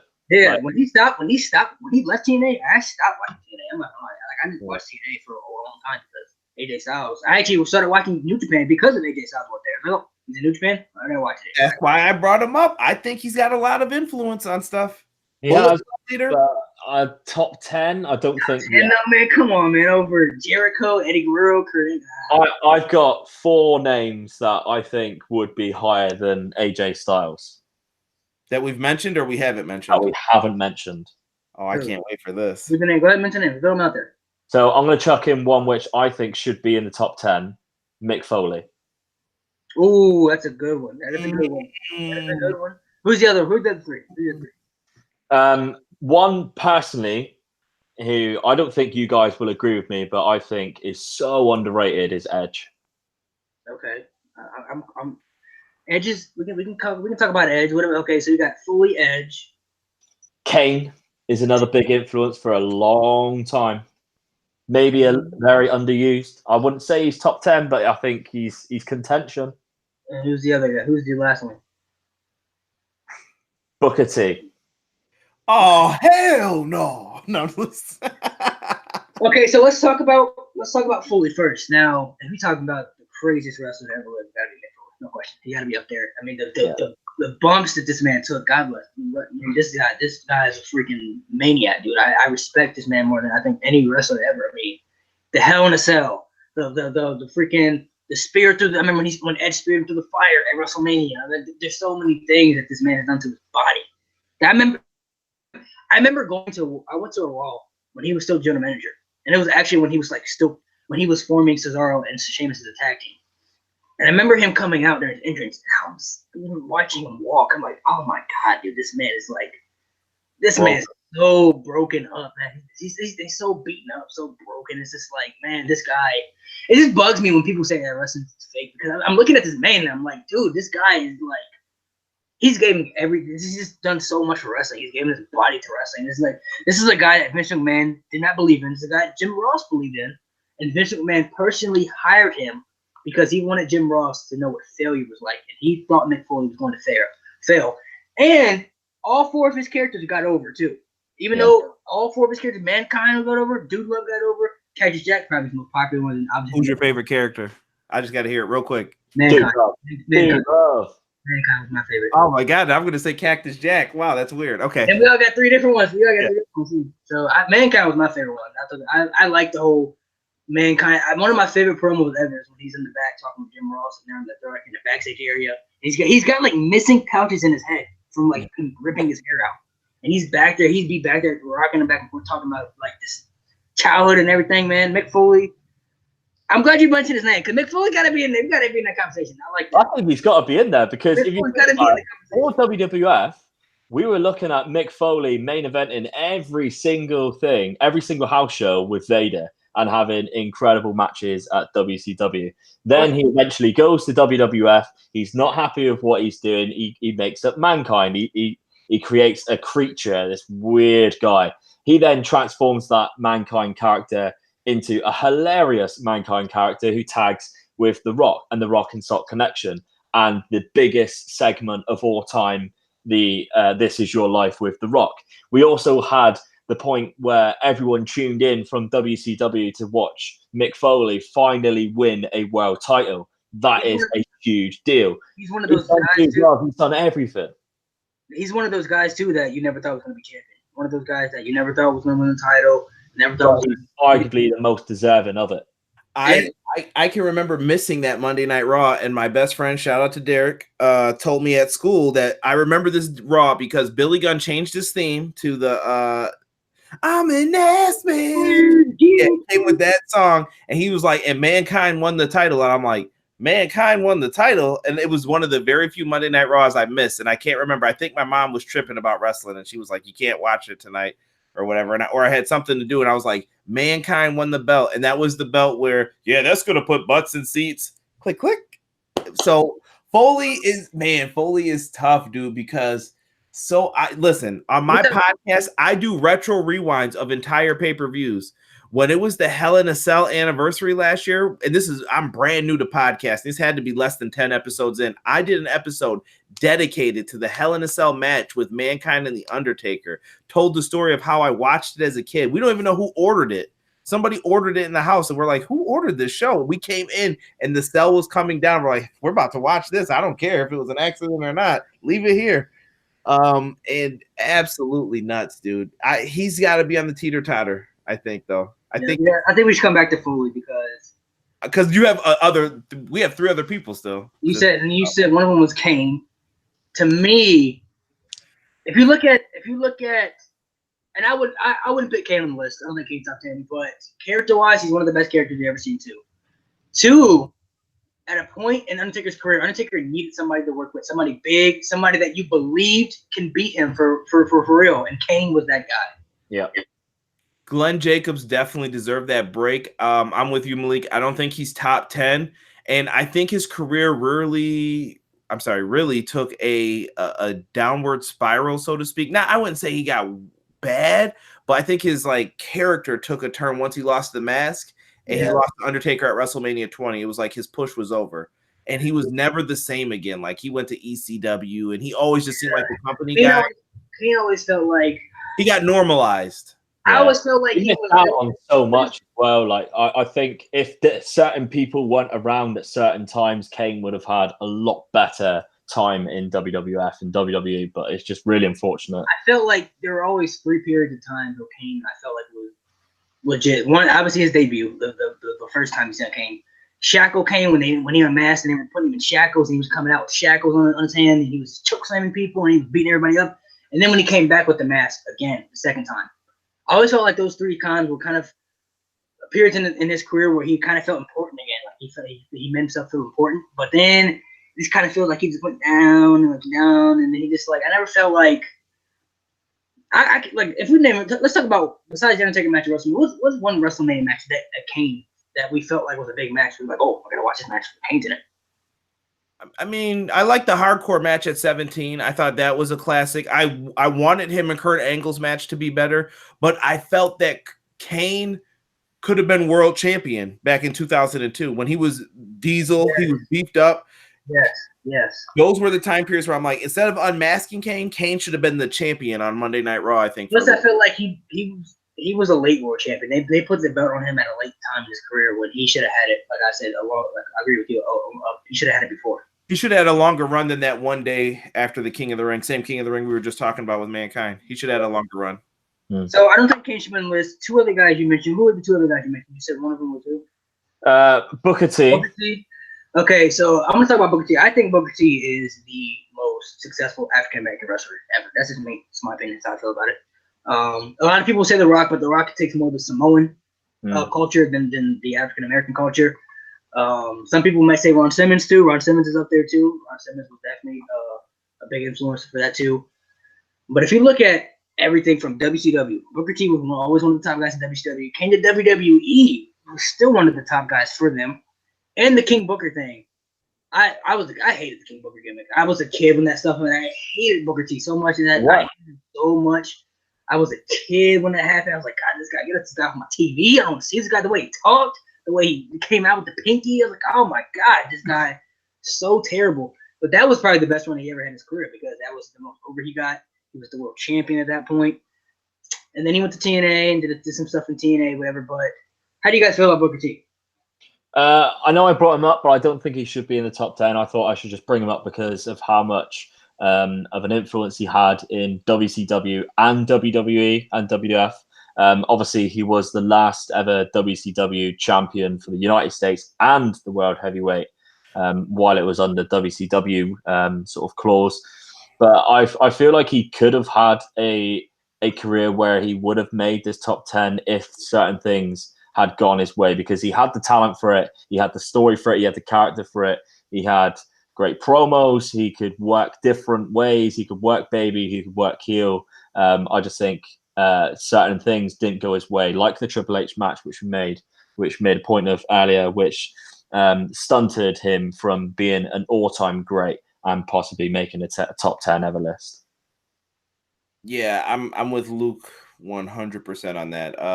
Booker T is a tremendous talent, and like you said, he may be one of the more successful African American wrestlers of all time. And when you said that, I was shaking my head because I don't like that stigma that The Rock isn't a black champion, because I kind of always get a little hurt by it because I'm biracial myself. Right. I'm with you on that. I'm saying a lot of people, like, when a lot of people say that, a black man has been WWE champion, I say, well, The Rock, he's black. But a lot of people say, well, he takes more of the Samoan culture. And I get that, but he's still black. Right. And I just don't like that people say, oh, there's never been a black world champion. Like I said, if I won and I usually ask them after, I'm like, well, if I won the title, what would you say? Well, no, I wouldn't say that. I wouldn't say you've never been an African. And I'm like, so it's like being a chameleon, kind of like you paint me with the brush that you want to paint me with. And I don't like that. The man is half black, period. At the end of the day, he's got the same issues just like anyone else. No one knows what it's like to be biracial. And Booker T, though, is back to putting it on him. Booker T is absolutely one of the greatest entertainers of all time. But I just can't put Booker T in my top 10 at this point with who we're talking about. And there's so many great names. I feel bad for some of the names we're going to probably leave off. Yeah, I do too. So we got one more guy you mentioned. Who's the other guy? Edge. Edge is a sleeper for me, man, because there was a point in time, when Edge really didn't start main event until like later in his career. He was always in the tag team, always kind of mid-cards, and he had that neck injury, left for a while. He was always, right around 2004, I think that's when WWE kind of really started to look at him as a main eventer a little bit. But if you look at it, he had, to me, still the best Money in the Bank cash in ever. I think that's the best cash ever to this day. Wait, which one? The first one or the one against? First one. Let's take it. Both were really good, but the first one, to me, that's got to be one of the most shocking moments ever, because one, we didn't really, and that's because we really didn't know really how Money in the Bank still was going to work, really, and you kind of really forgot about it. Like, oh, I forgot that was even a thing. And then he came out, stole the belt the way he did. Edge, to me, got him in the conversation. He's one of the best ever to me on the mic. He's really good on the mic. He's a heel, really good as a heel. I always felt like Edge was a sleeper to a lot of people. I think if I made a top 10 list of myself, he would be in it, because it was just the age that I grew up in. When looking back on it, I hated Edge. Yeah, but when I look back on it now, that's because he did a heel job so well. And now that I'm older and I can appreciate heels, and now we have great heels, we really appreciate them. We're like, oh, we like those guys. As a kid, I hated Edge because he was doing his job perfectly. And I really appreciate him. I miss him. I miss someone like Edge. Unfortunately, his career was ended too soon because of injury. We could have had another good 5 years of Edge being incredible. He went out on top as a champion, as much as he deserves. Verbally a Hall of Famer. I think he's had an incredible career. And if I was to make a top 10, he'd be in it. But I don't know whether I'd put him in this top 10 because I know what you guys are going to say. Yeah, I don't know if I can put him in this top 10. Conrad, what do you think? I say no to Edge being in this top 10 due to the fact that Edge's longevity as a main eventer was cut shorter than we all wanted to see it cut. I loved Edge as a tag wrestler, and I remember that Force period. They really wanted Edge to be a top guy, and I felt like the way WWE wanted it to happen couldn't happen. So Edge kind of had to go another route. It's like similar with The Rock. Like they really wanted Rock to be that baby face, but you had to go heel first and figure it out for yourself. Yeah. And I think that's a better route sometimes to put the guy on. Like, listen, you're going to go heel for a little while, and then we'll figure it out later. Yeah, And I think Edge as well, with Edge, you got to remember the amount of incredible matches that everyone remembers. Obviously, the TLC matches he I played. think me personally, me personally, I thought John Cena's best feud with Edge. I thought Edge was the best feud he ever had. Yeah, without Edge, there wouldn't have been a John Cena as big as what John Cena is, no doubt. So, yeah, that's one of Cena's top 5 feuds, I would say. Edge and Eddie Guerrero in that ladder match too is another classic one that classic match, dude. Classic match. And plus, we forget he made it at WrestleMania too. By the way, with Undertaker too. That's a big deal. Oh, I love WrestleMania 24. That's what really got me back into it a little bit, actually. Yeah. So, another name I got to mention. Since we talk about Andre, I got to talk about Big Show. I don't think Big Show's in the top 10, but we talk about one of the best big men ever. Big Show's got to be in that conversation. Yeah, but I think he's got to the point now where it ruins it for him. Like, we've seen that really strange run he had with the Bar recently, and no one really give a hell about it. Like, no one cares. They ruined him with the babyface and heel turn, man. Too many. Babyface. I think, though, if you look back at some of the stuff he could have done, he's going to be a could-have story because in WCW, I don't know if you've ever seen it, Luke, but he did a drop kick off the top rope, if you've ever typed it in. Have you ever seen him do the kip up? Yeah. Where Big Show kips up? That's amazing that he could do all that stuff at one point. But I think Big Show's problem is what we went back to with Andre. Big Show can't stay in one company for too long because you can't overbook a giant because people will get tired of it. Limited. Big Show needed to go around to different territories and do all that stuff, just like Andre did, make that money. And then eventually towards the end, you could pick one and say, I'm going to come here and I'm going to dominate because you've seen me do it everywhere else around the world. And Big Show can't be on the top 10 either, but I don't like how they use. I get he's a giant, but they would always use storylines like I'm a giant, I can destroy you. And I never believed, when he was feuding people, I never believed first of all he was ever gonna win.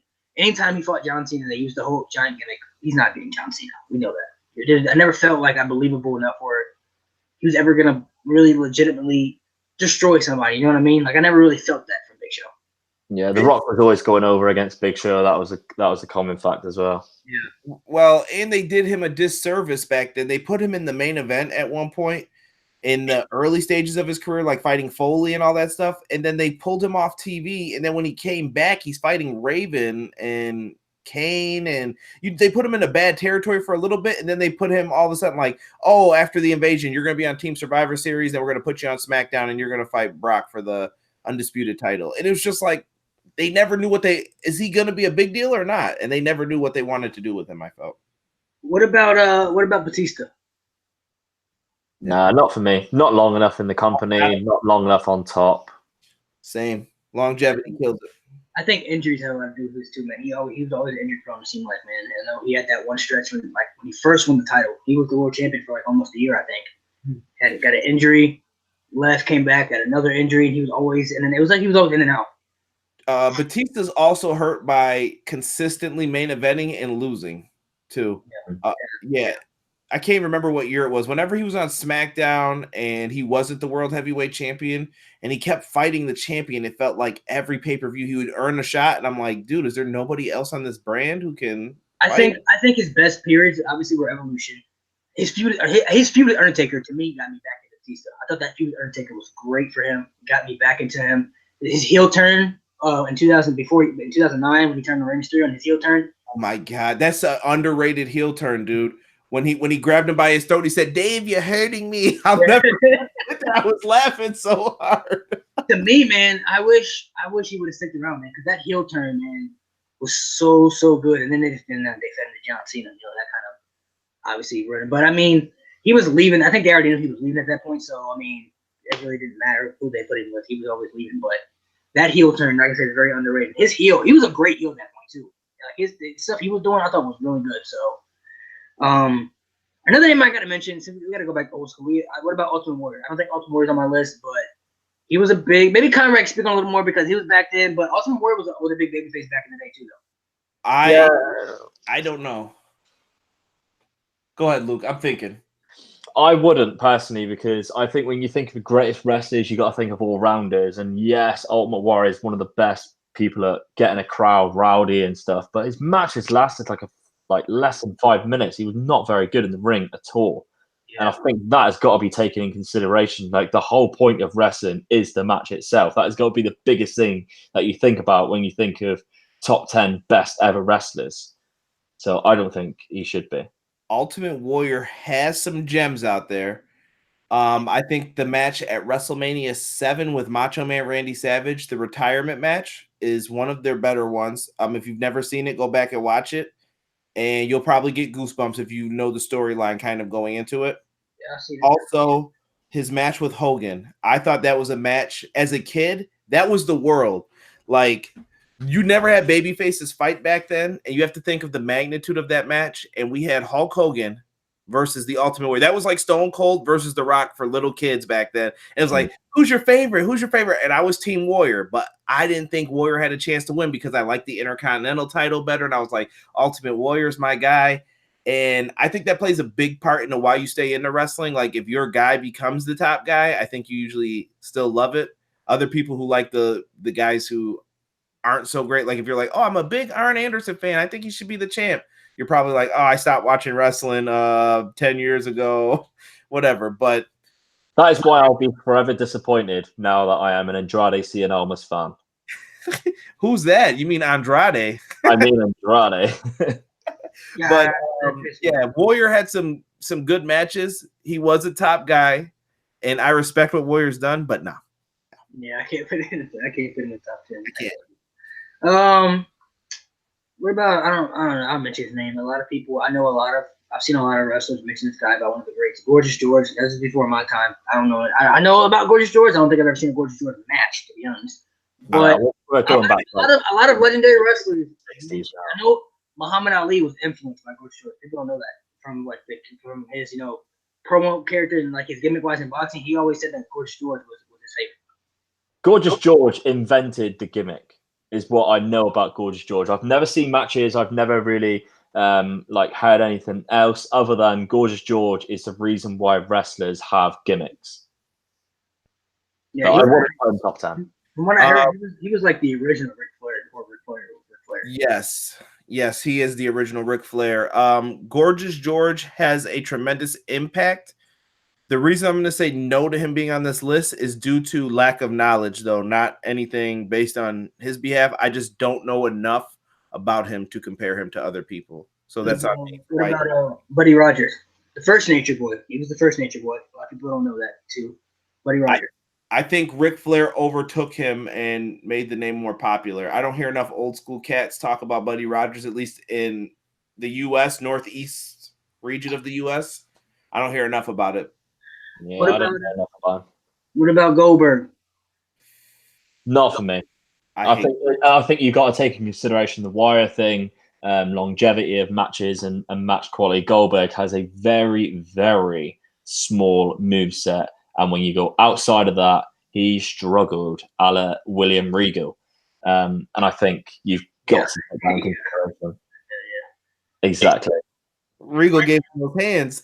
If Warrior can't be on this list, Goldberg can't be on this list either, I feel. Great draw, perfect time period. If Goldberg was in another era, maybe he would have succeeded a little bit better. But let me ask you this. Did you feel like back then that Goldberg was a ripoff version of Stone Cold Steve Austin? Was he what? Did you feel like he was a ripoff version of Stone Cold Steve Austin back then? Oh, yeah, 100%, yeah. I don't think he was a ripoff because he was different, but at the same time, I felt like some of the elements of the character were copied, like the tights, the bald head, the plain look. I don't know. It just seemed too coinky dinkly that they just did that. Yeah. I always wondered because I know a lot of people have mentioned that, said that he was they felt like he was a ripoff version of Steve Austin. I was like, I don't know about that. I mean, because Steve Austin's character was a little bit different than Goldberg's. Goldberg was more of I'm going to come out and smash you type character. Like you're not. Austin was a little bit more different, a little different. But Austin is a very good technical wrestler. People forget about that about him. He is a very good technical wrestler. Was Austin? Yeah.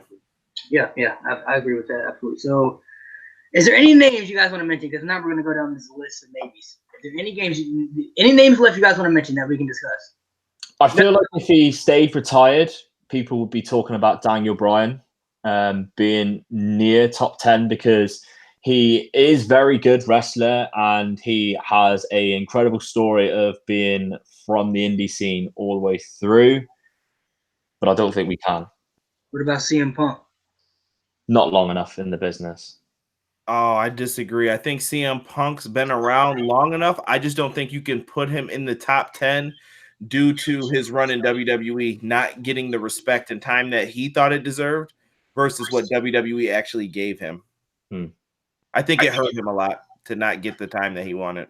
Yeah, I definitely think, me personally, they should have had him in that main event WrestleMania when they had Rocky Cena 2 again. They should have made it a triple threat. He deserved it.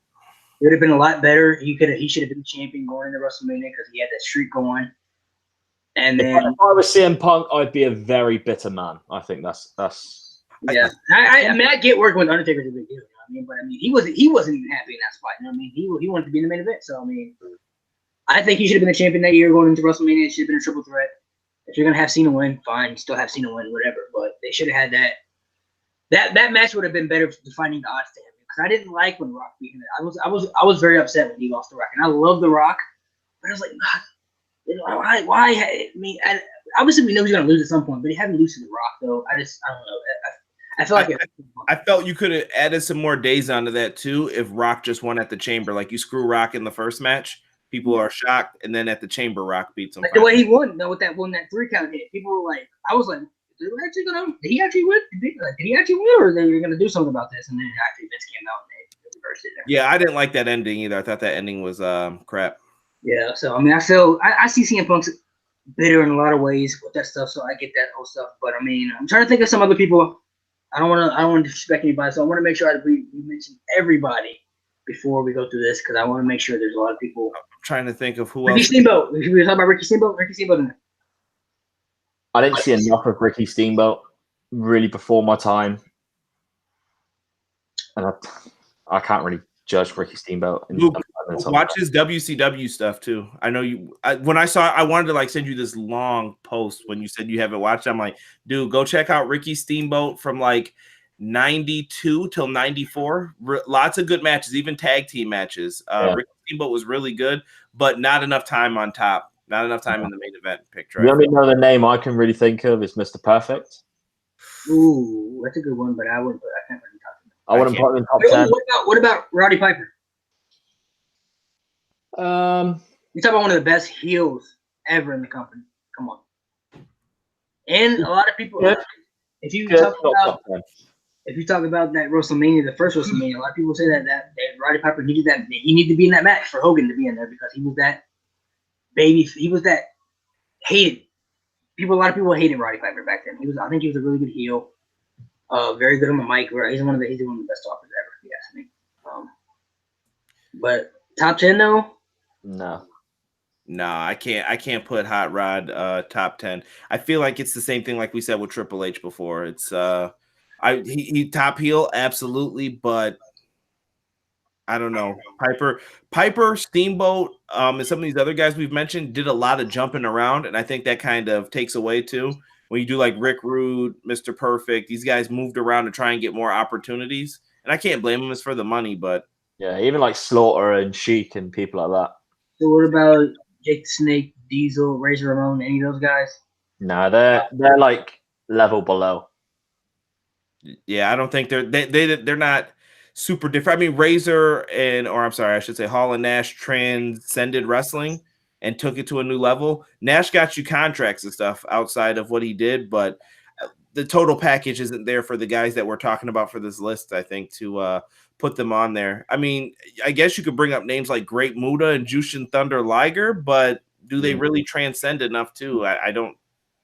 All right, so let's go through we got 8. Let's go through the list. We got John Cena, The Rock, Stone Cold, HBK, Bruno Sammartino, Hulk Hogan, Undertaker, and Ric Flair. We got 2 spots left. So let's go back to these maybes. Let's start with Andre. Andre was the first one we had for maybes. Conrad said he should be in the list at first. We'll start with Conrad. How do you feel about it now? I still think Andre the Giant has a spot on this list for what he did. I'm telling you guys, Andre the Giant. Listen, I'm staying with this. Andre the Giant was a big effing deal, dude. He sold out arenas all across. This was before TV. I get it. Andre couldn't be in the Attitude Era. He couldn't be on TV now to sell all this stuff. But Andre sold you tickets back when you needed that. Andre was money guaranteed. All right, so let me go through the list, and we're gonna have to mark some people out. So Andre stay for now. I think Andre stays. Dusty Rhodes. Dusty stays too. Dusty's good. Ooh, this is gonna be a problem with this. What about Sting? I think Sting should be gone. Me personally. I know no. he did a lot for WCW. He was great, but do I put Sting over a lot of these guys? Wait, how many people are on this list before we start eliminating? We got 1, 2, 3, 4, 5, 6, 7, 8, 9, 10. We got 10 people. We got 10 people on the maybes. All right, we got to go through one by one, I guess, and then. So Andre, I see Andre should stay too. We got to come back to Andre. I think we should come back to Dusty Rhodes. I think Sting should be gone. I think we got to get rid of Sting. I think it says something to Sting that I'm defending Sting and I never watched WCW. But is he? Come on, is Sting? If we're gonna put Sting in the top 10 over a lot of these, I don't know, man. I can't. I don't want to get cut from his interview list for people, please. Don't make me say it. I think Sting's got to go though, man. I don't know. Sting's on my like cut board almost. Like Sting is great, but the fact that he never had a real WWE run, that's what does it for me. If he had a real WWE run, he should have came in his prime. But that's not against him either. I mean, he did great in TNA as well. He did. But just imagine the thing. Let's imagine what he did in WWE, though, especially at the time when WCW went out of business and everything. Imagine the people he could have worked with, everything he could have did. His WWE run, and they kind of messed him up. He should have never lost Triple H. Cut him. I say cut him. All right, Sting's on Macho Man, Randy Savage. Oh man. Wait, Macho Man was a maybe? Yeah. Oh hell no, Macho Man, stay him. Macho Man got to stay for me. Yeah, I actually would. I think Macho's going to be in the finals of who we're talking about with this. Macho Man got to be Bret Hart. No. Cut Bret. Triple H. I'm keeping Triple H. I don't give a fuck what y'all say. Triple H staying. Now Triple H is gone, bro. Get him out. Triple H is staying. They sleeping on Triple H. If we're talking about the rest of these guys, Triple H is staying. Hold on, wait. Did we cut Bret? What do you feel? He said, yeah. What do you feel? I think we still got to talk about Bret. I don't know. What do you think? You say yeah or he's cut? I think he's cut. I think we got. Oh man, that's hard, man. I think we got to come back to Bret too, man. All right, we'll come back to him. Who was after that? Triple H. Triple H is cut, bro. I say cut. Luke is going to be on you. I think cut. Peace. With all due respect, Hunter. You disrespect. They're going to give Triple H not top 10 though. Chris Jericho. He's got to stay. I think Jericho stays. Eddie Guerrero. Cut. Yeah, I gotta cut Eddie too, man. I'm sorry. Sorry, Eddie. Kurt Angle, I gotta cut Kurt Angle too. I don't think he's top 10. Yeah, cut. If Guerrero goes, Eddie's got Kurt's got to go. Foley, ooh, that's a tough one. It's a tough one. I think Mick Foley should stay for now. Mick Foley stays. I think Mick Foley stays too. All right, so now we got Andre, Dusty Rhodes, Macho Man, Y2J, and Mick Foley. For 2 spots. For 2 spots. I cannot believe they got rid of Triple H, dude. That bothers me. That really does bother me. I don't know why. That bothers me. I think Triple H is a unanimous top 10. That's how I feel. Wait a minute. Let me ask you this. Who is he better than that's on the list that we have now?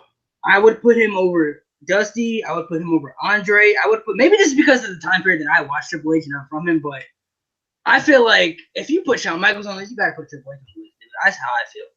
You said you brought a lot of controversy up with him, but Shawn Michaels had probably way more controversy back in the day. I disagree.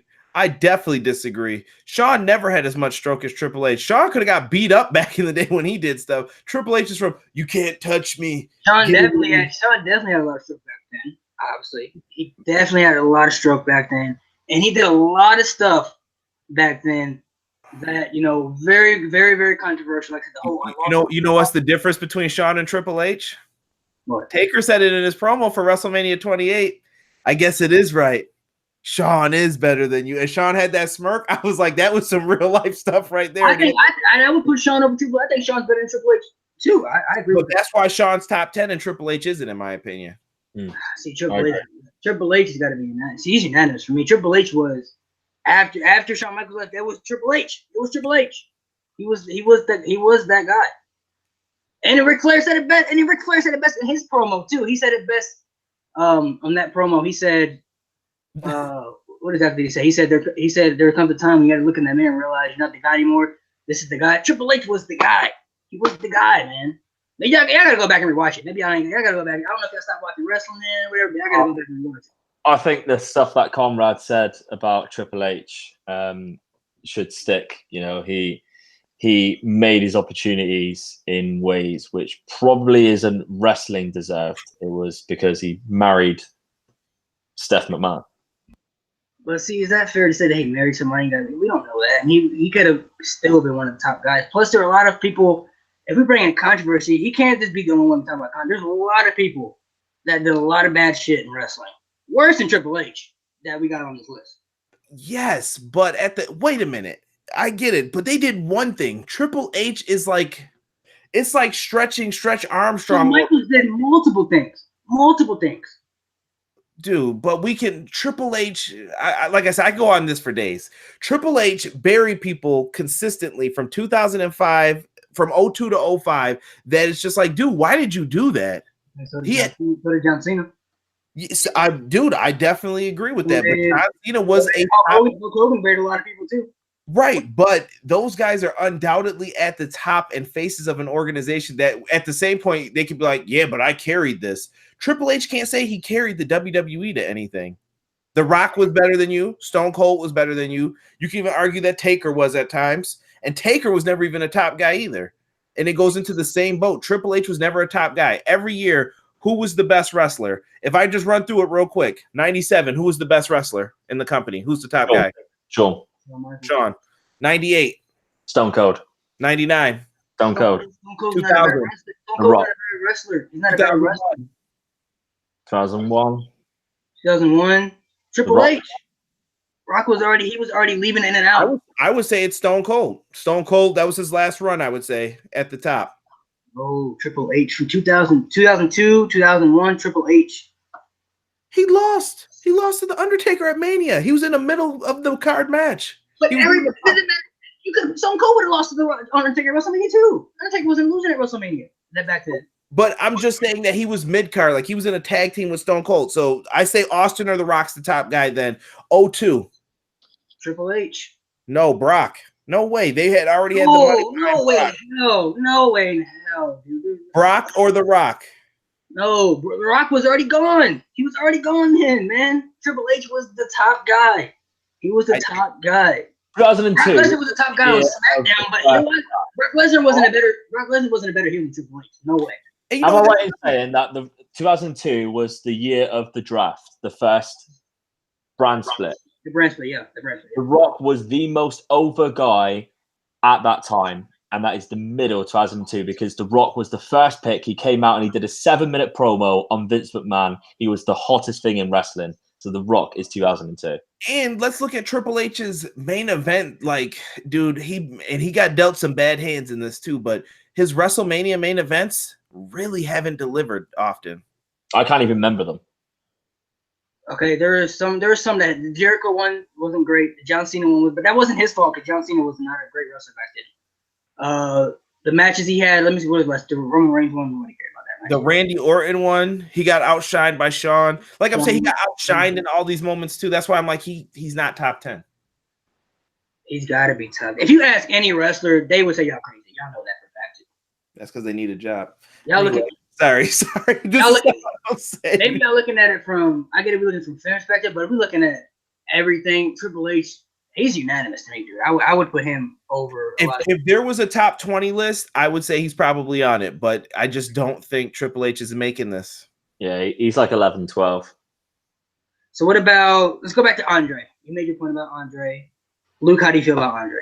I don't think Andre should be on it because when we spoke about other wrestlers, we've knocked people off because of their ability in the ring, and Andre is very limited. Yes, in his early career, he may have been a lot better in the ring, but is he incredible in the ring like some of the wrestlers that we have in this list, and some of the wrestlers that we're not putting in this list, like a Triple H, who is an incredible wrestler. Look, somebody in the comments section say y'all crazy for not putting. Somebody in the comments say y'all crazy for not putting Triple H in here. That's what I'm saying. Yeah, look, that's what I'm saying. Y'all agree with me, bro. Y'all agree with me. My audience knows. My audience agrees. I don't see anything in I there. said it was. Hold on. It's like one of these bad. Like I keep getting these like bad. Somebody else said on here too. Somebody said he's gonna sleep, but he said I'm gonna sleep all y'all. But it's like one of these comments. It's like one of those comments that it's like very like negative. It's like a very negative comment. So I have to like you have to like accept it to be on there. Oh, Because this guy, I don't know if this is in your real profile, but he's saying a lot of very like controversial, like very bad words. So they're not like it's not like getting accepted because he keeps saying, "Do I want to add it or no?" And I want to add it to the thing. okay. And Well, I'm not gonna add it because it's gonna get copyrighted and stuff. That's fine. That's his opinion. But I'm telling you, Triple H was never really a top guy, in my opinion. Anywho, Andre, I can't. Man. I can't put Andre in. Oh man, I'm with Conrad. I feel I'm mixed. I'm mixed in it, dude. I see Conrad. Conrad brings up a lot of good points. Andre was big for wrestling. Very, very big. Very, very big attraction. and like at one point, like Big Show, this dude was jumping off the top rope in Japan. It's just when sometimes if you just watch someone's career in one As he got bigger, and his career started to get down, he started limiting his stuff. And he couldn't help that at that point. You know what I mean? Who are you leaving out? Randy Savage, Chris Jericho. Oh man. We got. Who are you leaving out for Andre? That's what I mean. Oh man. And we got Dusty. Yeah, man. Dusty Foley, like. All right, that's guys who I think should be above Andre. I think honestly, in my opinion, if we're gonna cut one of these guys out right now, I think it's gotta be Mick Foley. That's how I feel. Looking at the list, Jericho, Randy, Dusty, and Andre, I would put those guys over Mick Foley. But dude, the man can't. I don't know. My problem. Everything he's done for wrestling is big, but Conrad, think about it. You got Foley right here, right? Would you put Foley over Jericho, Macho Man, Dusty, or Andre? Would you put him over any of those four guys? Dusty, Andre. Foley is tough, dude, because when I think of Foley, sometimes I feel like he's a spot guy. Like, we remember him from falling off the Hell in a Cell. We remember him for the thumbtack spot with Triple H when he gets pedigreed on the thumbtacks, falling through the Hell in a Cell in the career match against Triple H. I got you, but are you putting him over Jericho, Dusty, Andre? Those are the other guys. Are you putting him over those four guys? I'm not. I'm not putting him over Jericho, Dusty, Andre, and Macho Man. Despite what he's done for the, I respect what he's done for the business. Hold on, I'm trying to take that list and I'm trying to pick my two because that might be the easiest way for us to go to see who we all agree on. All right, if I had to pick my two.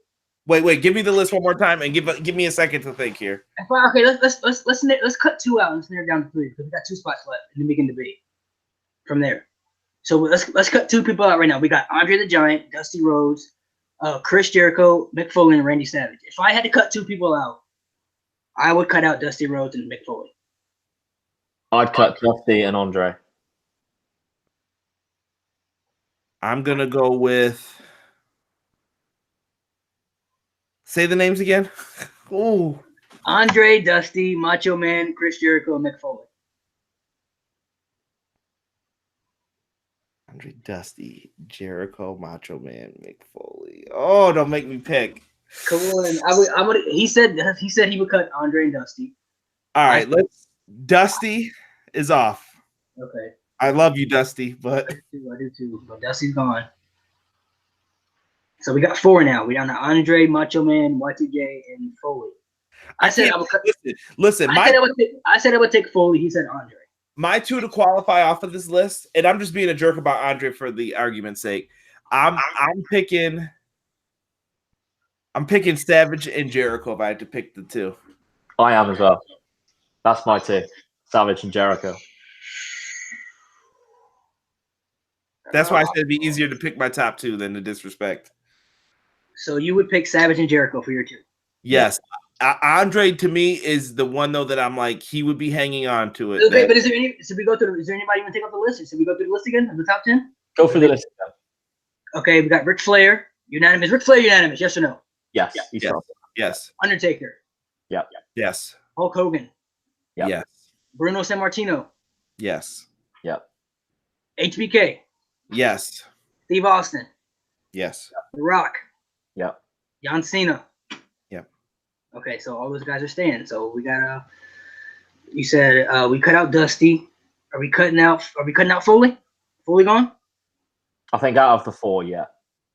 Foley's gone. Okay. What about you, Conrad? Are you cool with that, Foley?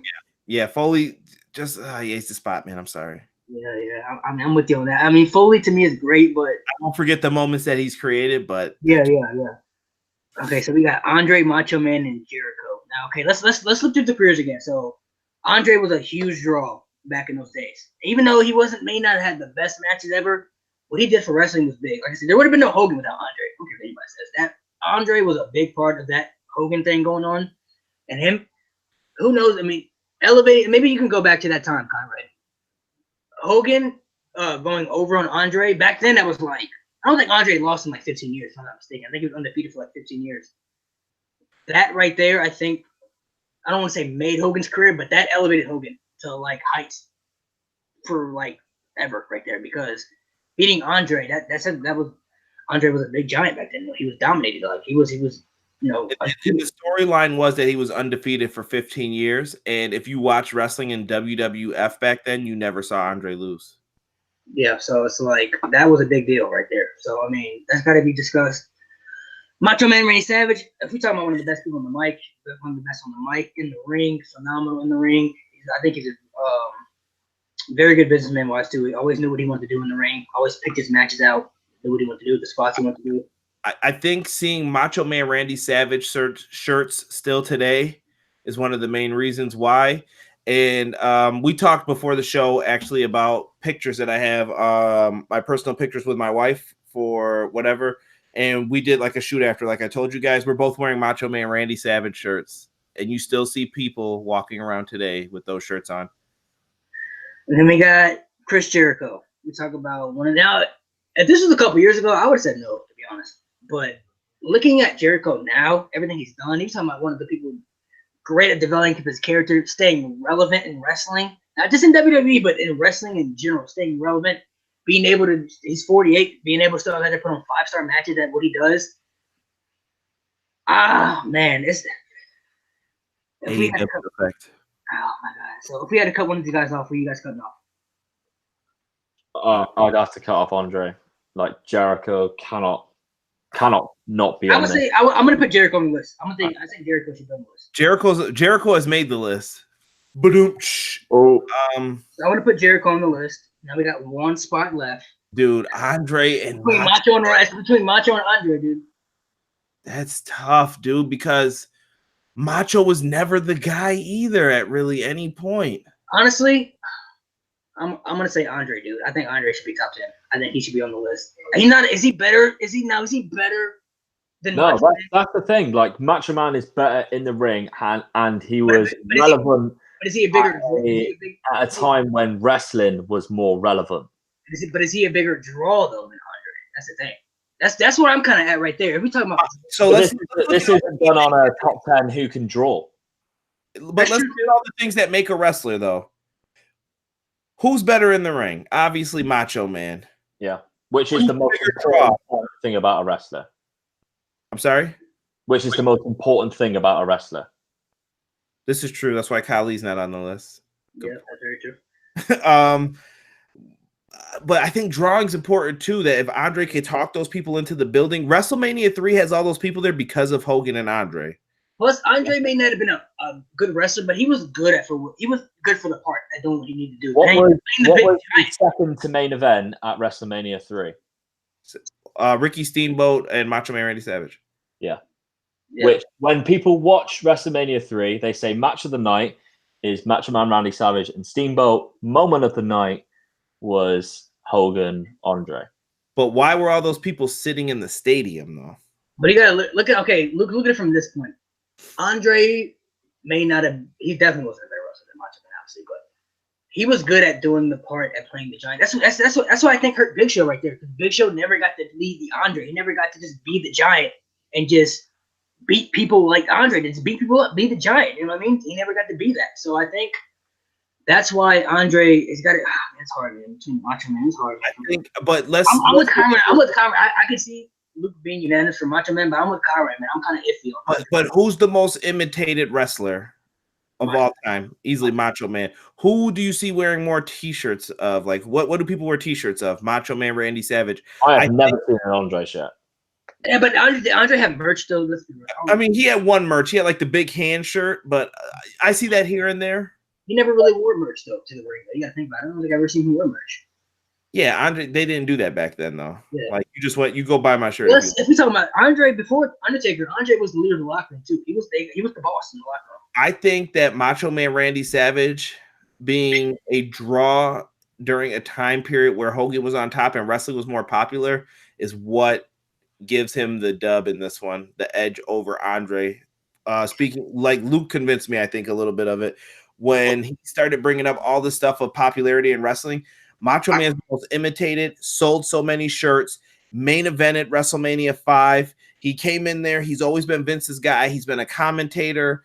He's been referee. He's done so much other stuff. He went to WCW, and he's a big reason why those ratings went up too. It's not just Hogan. Hogan called Savage and said, "You want to come over here too?" He has those tearjerker moments. He has so many of them, and Andre has his 1, 2. Do you know what I mean? Like his impact wasn't seen by us as well. Some of the stuff that he did. Yeah. Right. So, Also, mic work, which is a huge part of being a yeah. You guys you're kind of selling me on Macho Man now too. So I think Macho Man. I gotta go Savage over Andre. No, I love you, Andre. Oh man, do your name right, but it's got to be Macho. All right, so this is our official top 10. Let's see if we're cool with this. So we're gonna go through them. Ric Flair, unanimous. Yeah. Undertaker. Yeah. Yeah. Hulk Hogan. Yeah. Bruno Sammartino. Yeah. HBK. Yep. Yeah. Steve Austin. Yeah. The Rock. Yeah. John Cena. Yeah. Painfully, yes. Y2J. Yeah. Yes. And Macho Man Randy Savage. Yeah. Okay. You know, I like this list. You know, they didn't give me Triple H, but you gave me John Cena. I'm okay with that. At least you gave me somebody I liked. You gave me John Cena. I didn't think you guys were gonna give me John Cena. I ain't gonna lie. I was like, God, they're not gonna say John Cena. I think I'm gonna be the one that's gonna get. That was just a skit we did, Malik. I promise you. I don't. Yeah, I thought so. I thought nobody. So now the question is, do you guys want to put them in order, or do you want to leave it how it is?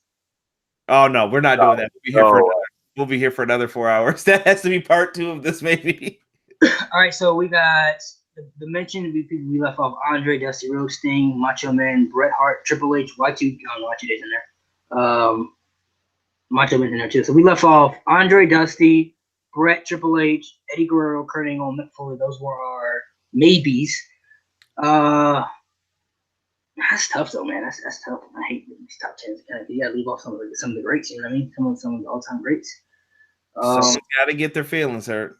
Yeah, I think a lot of old school would have Dusty Rhodes in there for sure. I think a lot of people would definitely. Oh yeah, if Jim Cornette was here, he would have all of our heads on a platter for what. Andre too. Andre would be in there too, definitely. Dang.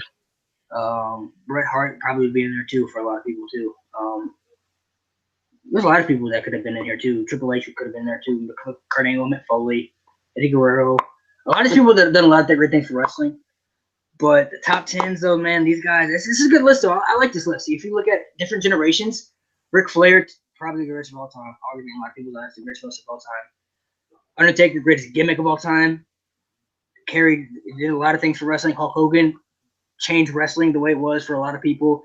Bruno Sammartino was Hulk Hogan before Hulk Hogan. A lot of people don't give that this credit, but back in the 50s, 60s, if I'm not mistaken, the 50s, 60s, back in those days, Bruno was wrestling back in those days, really. So, HBK, greatest in-ring performer of all time. I mean, this match, he could have a match with the broomstick and it'd be a 5-star match, and that's how good Shawn Michaels was. So, Stone Cold Steve Austin, to me, is what really, really got WWE over in the Monday Night Wars. I mean, the stuff they were doing back then with the whole, the beer, one of the most famous images of the whole beer bash thing with the beer truck, the monster trucks, the whole Stone Cold gimmick thing, the Austin 316 promo, like you brought up, was really, really legendary.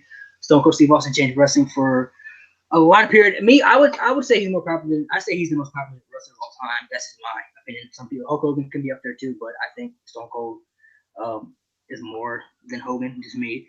The Rock, the most electrifying superstar of all time. His catchphrase says it. I mean, he's obviously probably the funniest wrestler ever. I mean, on the mic, he can make you laugh. He can make you hate him. He can do everything with him. The Rock, you could, you could have The Rock go out there for an hour on Raw, and I would watch it. I would be entertained. I think he'd get entertained for a full hour if he had to, just on the microphone, just to let alone. John Cena, despite the controversy, definitely the most controversial superstar of all time, has also done a lot for wrestling. Probably had the biggest run in wrestling besides Bruno.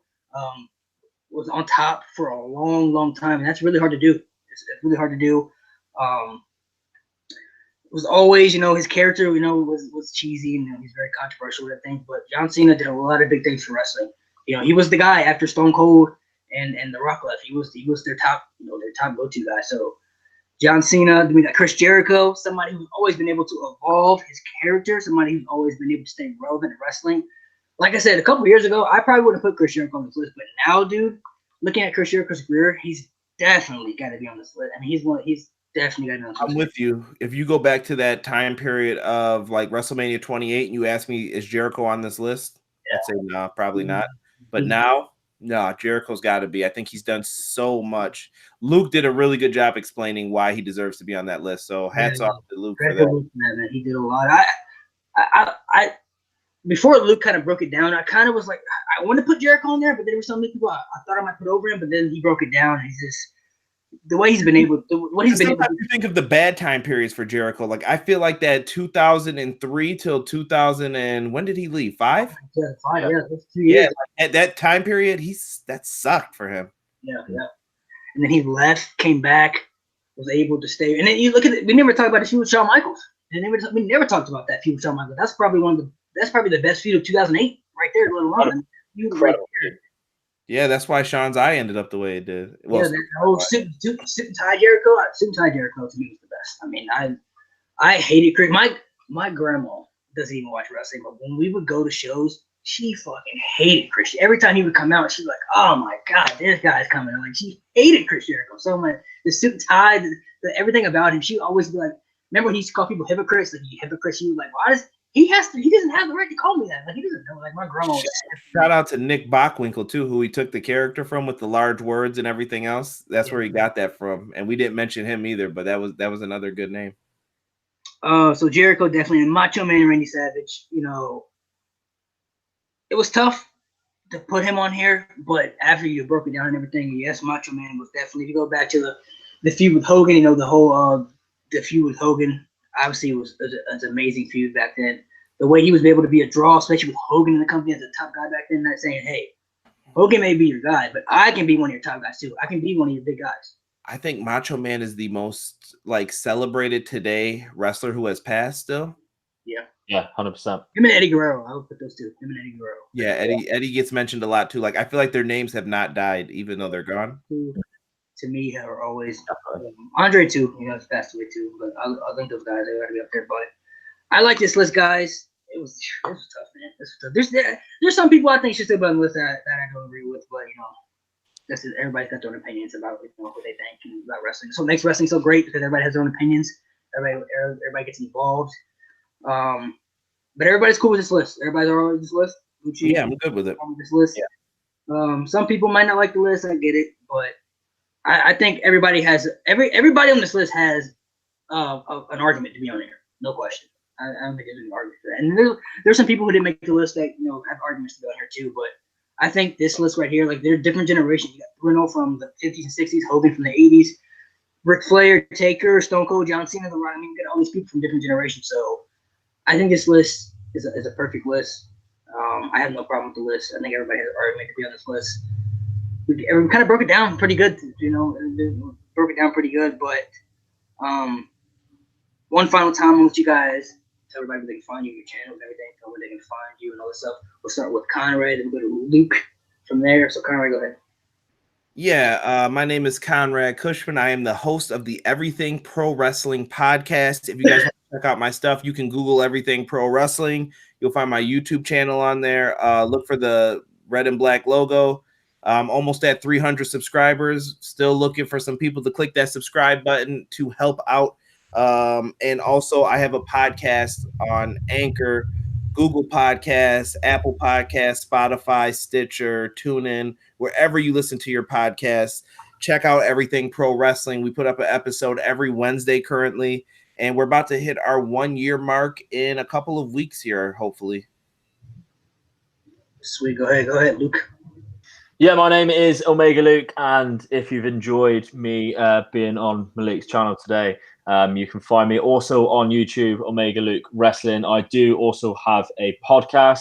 My podcast, I have some really good interviews. I've interviewed quite a few great guys on the indie scene, the likes of like Darby Allin, people like that. Very controversial interviews, which were very good, as well as fantasy booking. That's how I started in the podcast world. I took to fantasy booking, made a competition out of it, and now I have some incredible podcasts from all around the world who like to fantasy book in matches against each other, which is a lot of fun. My episodes normally come out on Monday for that, and YouTube videos coming out on Thursday. I'm very new to YouTube, so any help with subscribers would be much appreciated. But you can find me on Twitter, which I update all of my stuff with any videos and podcast episodes on @Omega_Luke. But thank you very much, Malik, for having me. So I'm gonna go ahead and break down what I got some stuff up. So I'm gonna be doing more of these debates. I actually enjoyed this today. I don't know about you guys, but I thought this was pretty cool. Very, very heated. I ain't gonna lie, y'all got me hot about Triple H, dude. Maybe I like that Triple H differently, but I was getting hot when I was telling we could cut out Triple H, bro. I didn't like that. I didn't like how y'all just said that they're gonna be out. But I want to do more debates. I'm gonna come up with I'm gonna come up with a list of ideas. I'm gonna do more debates, and I'm gonna have more people on here.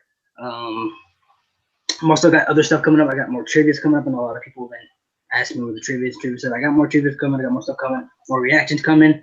I got more skits coming too that I'm gonna be able to do for my channel. But I do want to do more debates. We did a top 10 great superstars of all time. I'm thinking about doing top 10 wrestling video games. I want to do one of those. I want to do top 10 greatest WrestleManias, top 10 greatest WrestleMania matches. I'm gonna do when WrestleMania comes around. I'm gonna do a debate for WrestleMania just in general. Like top 10 greatest WrestleMania. I'm gonna do top 10 greatest WrestleMania matches just in general, which will be incredibly hard. I mean, that's gonna be hard. You thought this one was hard? That's gonna be tough. So I appreciate you guys joining. Make sure you guys subscribe to the channel. I actually put there's gonna be if you look in the description, I put your channel in the link. So you guys just go down the link. Go to the link, go subscribe, go check out their stuff. I still got a podcast now too on Anchor, Google Podcasts, Apple Podcasts, all that stuff too. 24/7 wrestling podcast. I don't know when next time we'll have an episode. To be honest, it's been a couple of days, but sometime next week I'll have a new episode for my podcast. But I appreciate you guys tuning in. This was fun, guys. I appreciate you guys being my guest today. Thank you for having us on, man. I appreciate it. I try to have more people on here, dude. I reached out to so many people. I can't even tell you how many people I reached out to. Could you imagine having more opinions on this? Yeah. For now. I think I should just narrow down to 2 people because I want to have at least one more person on here. But yeah, I'm kind of glad I didn't do it because looking at the list, the debate was what I wanted it to be. It was a very good debate. So I'm also going to be doing another draft too. By the way, I know a lot of people. I did a draft a while ago with Mark Rambo. We did a draft on. I printed out everybody from the current roster today from NXT and from everybody now, and we basically did a fantasy draft. So like he was SmackDown, I was Raw, or something like that. And we did a draft, and we did like a certain amount of picks, whatever, and we did like a full draft of who we drafted and everything like that. And I got a lot of good feedback. A lot of people asked me if they want to do something like that again. So I want to do a draft between I kind of want to do Attitude Era. So I want to do a WCW WWE draft. So I want to do like both rosters. Somebody would be WCW, someone would be WWE. Draft, the guys from each show. And there's a certain amount of people. There are a certain amount of numbers still, but I'm gonna plan another draft, and I'm also gonna put another debate. Hope to have these guys on my channel again in the future. But I appreciate you guys joining. Make sure you guys subscribe to the channel, and talk to you guys later. Peace.